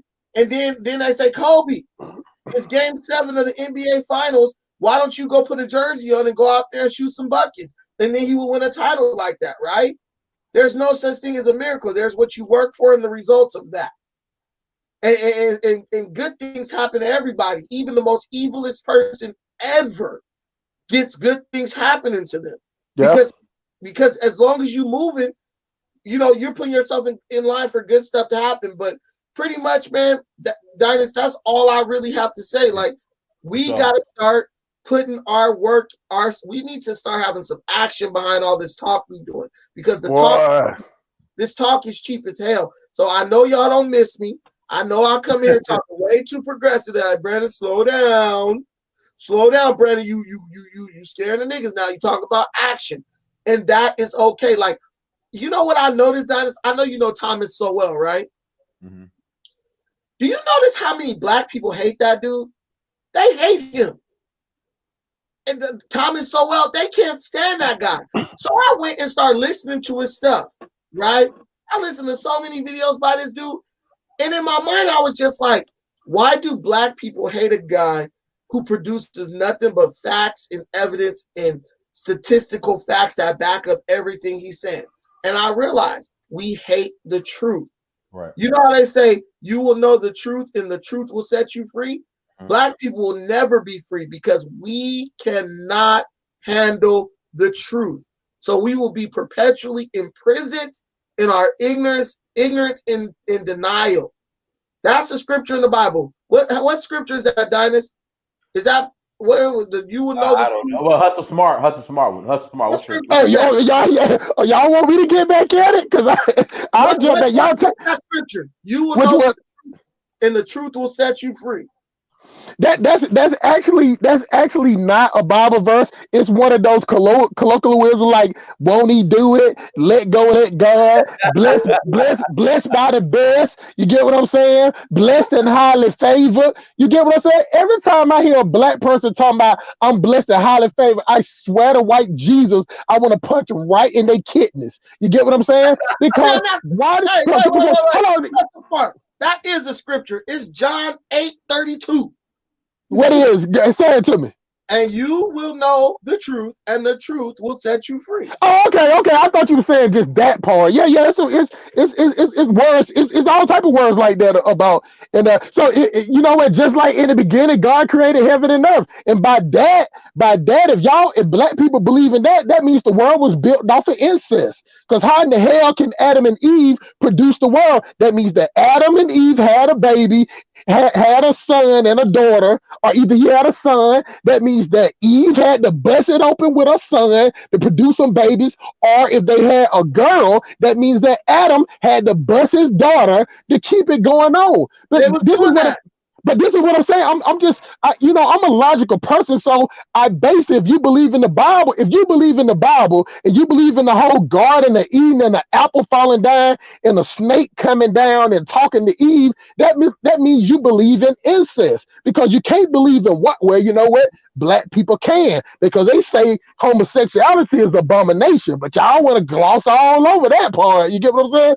But I don't care what you believe in, but what I'm saying is you can't sit up here and act like you got a Matthew, Mark, Luke, John relationship with God, but you ain't got a Genesis, Exodus, and Leviticus. You get what I'm saying? Relationship with God. You get what I'm saying? You pick and choose what part, because I be over there for the industrial over there on Bankhead. It's plenty of prostitutes over there swearing they praying to Jesus before they jump in and out of a car. They gonna make them $30. You get what I'm saying? Like they praying. So you know what I'm saying? You think you got some type of secret relationship with God? They're gonna help you get up here and bust it open for this trick for $30 to $40. You get what I'm saying? You might have some Kleenex or not. You get what I'm saying? Like it's whatever you believe in your mind. So if you believe that somebody watching over you, and then you got to believe that, okay, some type of way this person is looking over me, is letting me do this. See, the problem with religion and how black people use it as a crutch is because it's no immediate reaction. You get what I'm saying? So that means that you think that God is in heaven watching over you, but if he catch you doing something that's wrong, he see you doing something wrong, if you ain't immediately convulsion or passing out, you sitting there like, well, you know, it's cool. You know what I'm saying? I'll just wait for him when I get pulled over by the police. Hey. And then you go to shaking like a stripper and start calling the police officer your honor. You get what I'm saying? And talking crazy, telling him your whole life story. You know what? I find it funny that when black people get around white people, they get real chatty. You get what I'm saying? They go, how you think the IRS found out about the people filing kids on their taxes? That was some old black person that worked at the IRS. How you think the police officer it know about all the gangs and all the signs and the tattoos? That's some old black person or one of these simps that get paid $300 to $400 to tell on somebody. Because let me tell y'all something. If I'm gonna do a crime with somebody, I'm gonna do it with the police because they don't tell on each other. Y'all niggas tell on each other for y'all tell on each other for $300 to $400, and then on top of that, then if I come back and say, hey man, somebody snitched on me, your snitching ass are gonna help me kill somebody else. You know what I'm saying? Like they the one did the snitching. That's how they got us now. They got us to the point that we'll sell each other out for $400 to $1,000, for $400 to $1,000. The average black person get they top rock. You get what I'm saying? And that is sad. That is sad that $400 to $1,000, majority of black people, you will kiss the baby. They will rock-a-bye baby your ass in the middle of the street on Sunday. Hey, look, hustle smart. The whole thing, and this is like the last thing I'm gonna say. The reality is this. Black people love to operate on an indistinct level of existence. True. Do you feel what I'm saying? We love to operate on an indistinct level of existence, meaning nothing is clear, nothing is clearly defined. It's like the person who got all the answers in English class or in history class, but they got none of the answers in math class. You know, in English, they'd be like, there is no wrong or right answer. You know what I'm saying? Whatever you say is pretty much, well, there's a way it could possibly work. You're not wrong. You're not 100% right, but you're not wrong. You notice that person is always, they don't never put their hand up in math class. Because in math class, there is a definite right or wrong answer. This is the problem. Yep. This is the problem. This is the formula. You know what I'm saying? Yep. This is the problem. What's the answer? There's people who love, right? They love to operate on this like indistinct plane of existence. That's why we hold on and cling to religion so much. Because when it comes to definite things, it's no wiggle room. We always operate on a level where we can always kind of like bullshit our way out of stuff, right? And me having my investment group, that taught me a lot about real tangibles. Like, are you going to deliver this or not? You done made a bunch of promises. You done talked all your shit, Brandon. You ran your mouth. Started the investment group, right? And once it got to that point, I'm hopping on a plane three times in 4 months. I went to Africa 3 times in 4 months because I had to deliver on this stuff I was talking about. So when I go listen to these people on the internet, I'm not going to say no names, but when I listen to these people on the internet, it has changed me because I have less tolerance for bull crap. I have less tolerance for bullshit and semantics. So when you guys say like, yo, Brandon's disrespecting the elder, I'm not. I'm telling you that you deserve more than what these people are giving you. You deserve to have some type of tangible results for sitting up listening to these idiots for all these decades. Like, we're no longer the people. We're evolving. We're no longer the people who are going to sit and call with the banana and be tricked by the banana in the tailpipe. We're no longer the people you could piss on our head and tell us it's lemon flavored raindrops. We're not those people anymore, though. We're not those people anymore. Are we those people anymore? No, bro. Like, those people are getting scammed by like the guys on the internet talking about I'll sell you an acre of land in Timbuktu and just send you X amount of dollars. We're not those people anymore. Like, I don't know who's raising kids, but Dinus, have you noticed how much more aware our children are? They have a greater very aware. Man, my son, goodness. What? No, I'm saying massive. Smart and aware as hell. Hey, Dinus, they say you ain't never laughed this much, Dinus. No, I No, I be laughing, but I'm They, telling you, bro, the car with 300,000 miles with no car maintenance. Hey man, you know how they sell them cars in that line. You gonna cover the highway. They got them buy here, pay here places. You got black people out there praying to get a car. They gonna give you a car. It might not last for 6 weeks, but they gonna give you a car after you get them $85,000 down. You know what I'm Hey, saying? hey, hey, 19% interest, 19 to 39% interest, Yeah, yeah. $685 car note, and they gonna put the little chip in the car. This how they do in Atlanta. I don't know if they do this in California, Brandon, That's but everywhere. they put a chip in your car that if they put you on a weekly payment plan, if you ain't paid that money, your car won't start. Damn. Hey, If they ain't do that at in the California. buy here pay here places, they got it to where they have a GPS and it's not at all diamonds. It's the ones on cover the highway. They got a GPS in there and they got a little thing that your car won't start. These the weekly pay. These the weekly car That's note places. terrible. That's horrible. Hey, Yeah. but what I was saying was, if you're raising children, right, you can no longer be ignorant because your children have an unprecedented access to information. Like our children now, if they can't get the answer from you, they can go to Google and get the answer, or they True. go to Google before they come to you. And now we're at the stage where our children are going to start asking questions. Dad, I heard that you can get a house with a 4% interest rate. Why is your interest rate, 17%? Dad, I understand how stocks work. Why is it that we don't have generational wealth? Because I was able to go on YouTube and I learned about stocks. You ever see these kids where I was watching a thing on YouTube where some little chunky kid, he retired his whole family, Dinus. The kid, I don't know what even, I forgot what he even did, but he has some business that he started and he was able to retire his whole family. What do you think that kid's conversations with his father are like? Like that. I understand that you created me, but by the time I was 13 years old, I was able to tap into this industry, and now you don't got to work no more. We now have generational wealth. Why didn't you do this before I got here? So we're no longer don't be dumb like our parents, not our parents, but I'm just saying, don't be like our people came before us, falling back on ignorance and religion, because that's how my family was.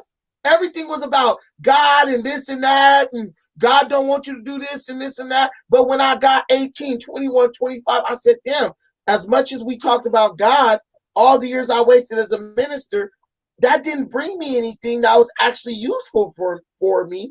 Well, I read well, I speak well, you know what I'm saying? But what I'm saying is it didn't yield any tangible benefits for me. It was like after all this, like I worship God, bro. I converted people daily. I sat down and studied the Bible with people, 10, 12 studies a week.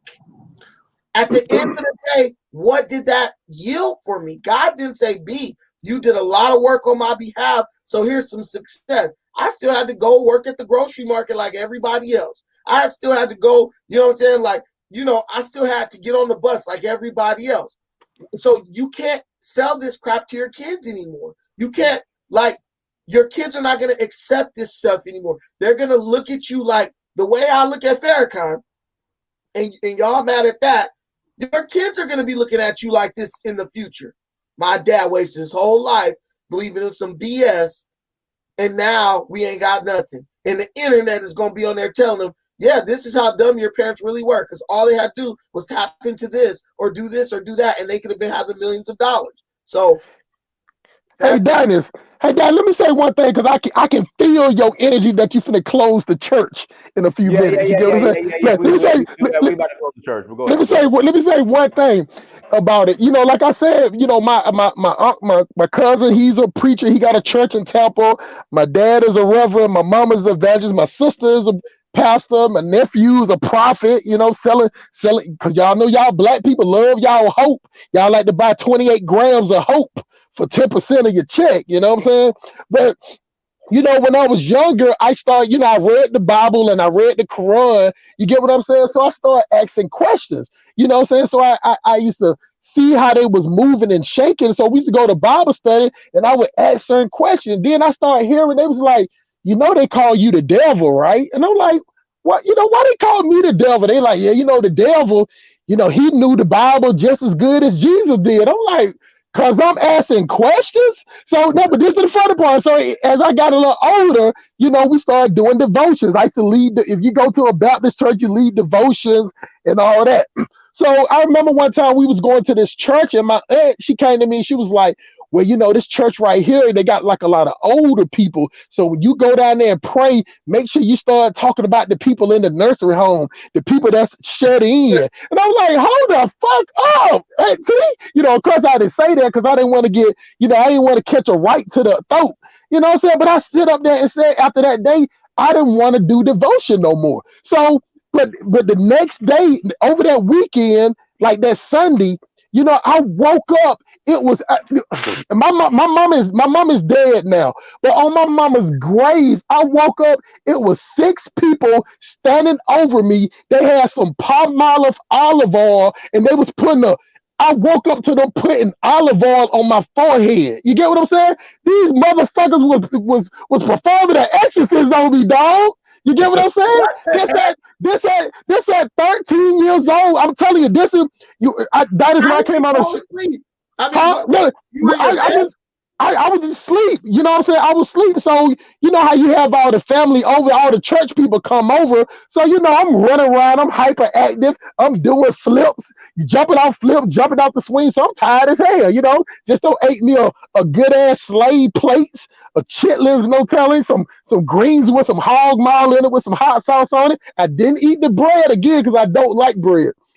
But so I'm sleeping in the bed when I wake up because you know when you sleep you can see like light or whatever, and the candles is a different type of light. Man, I woke up and these people over me, and they got, I don't know what type of oil this is. Maybe somebody can say it in the chat, but I know it starts with a P. It starts with a P. And I woke up and I see this man with oil on his thumb, and he putting a cross on my forehead or something. And they praying though. They diners. They praying over me because I don't want to play church no more. You get what I'm saying? Because I don't want to play church no more. This was at 13. And after that, I left out. I've been on the streets. That's when I told you the last time we was on the show that I used to sleep on the streets, everything. But I was more safer on the streets because I felt like most black people are religious fanatics. You get what I'm saying? And they will do whatever it takes to keep it going. It's the same thing with white people do it for their race, which is fine because they're doing it for a race. These people are doing it for the sake of a religion as a business. I couldn't believe this shit, man. I mean, this is on my mama grave, man. I was 13 or 14 years old, and there's 6 of them over there with Bibles. They got on white coats and, you know, the little like the robes that you sang in the choir and shit, man. They all started. I thought I was gonna get raped, dog. I thought it was gonna go down. You know what I'm saying? I'm like, what the hell? You got oil and candles? Like, what's going on? And my mama sitting over there in the corner praying and stuff. You know, acting like she catching the Holy Ghost. Boy, I had to get the hell up out of there, dog. So the streets was better. The streets was better, and I've been on my own ever since then. That was like right around maybe a month later. Back then, you know, I'm an old nigga, so back then you didn't have to go to school. There wasn't no parents getting locked up or nothing. You didn't show up for school. You didn't show up. But you know, we used to trap on the streets, and we still would go to school because that's where we used to get lunch at. You used to get free lunch. You can show up to school at any time in Atlanta at that time. You know what I'm saying?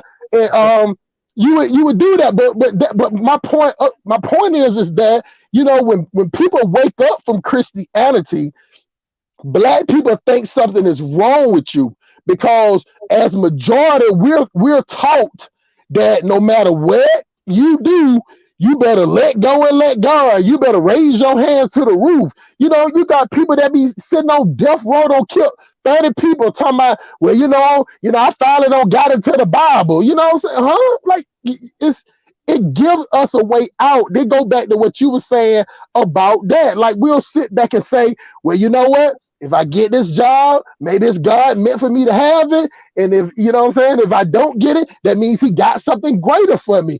That is goddamn dumb. That is just ignorant. But that's all I got to say, man. That's a little story for the end of the show, man. All right, so for sure. So everyone, we're about to close out. Everyone, thank you so much for joining. Make sure you go to Pan Africanism Strikes Out, subscribe to his page. Until next time, family dynasty, search for Huru. We gone.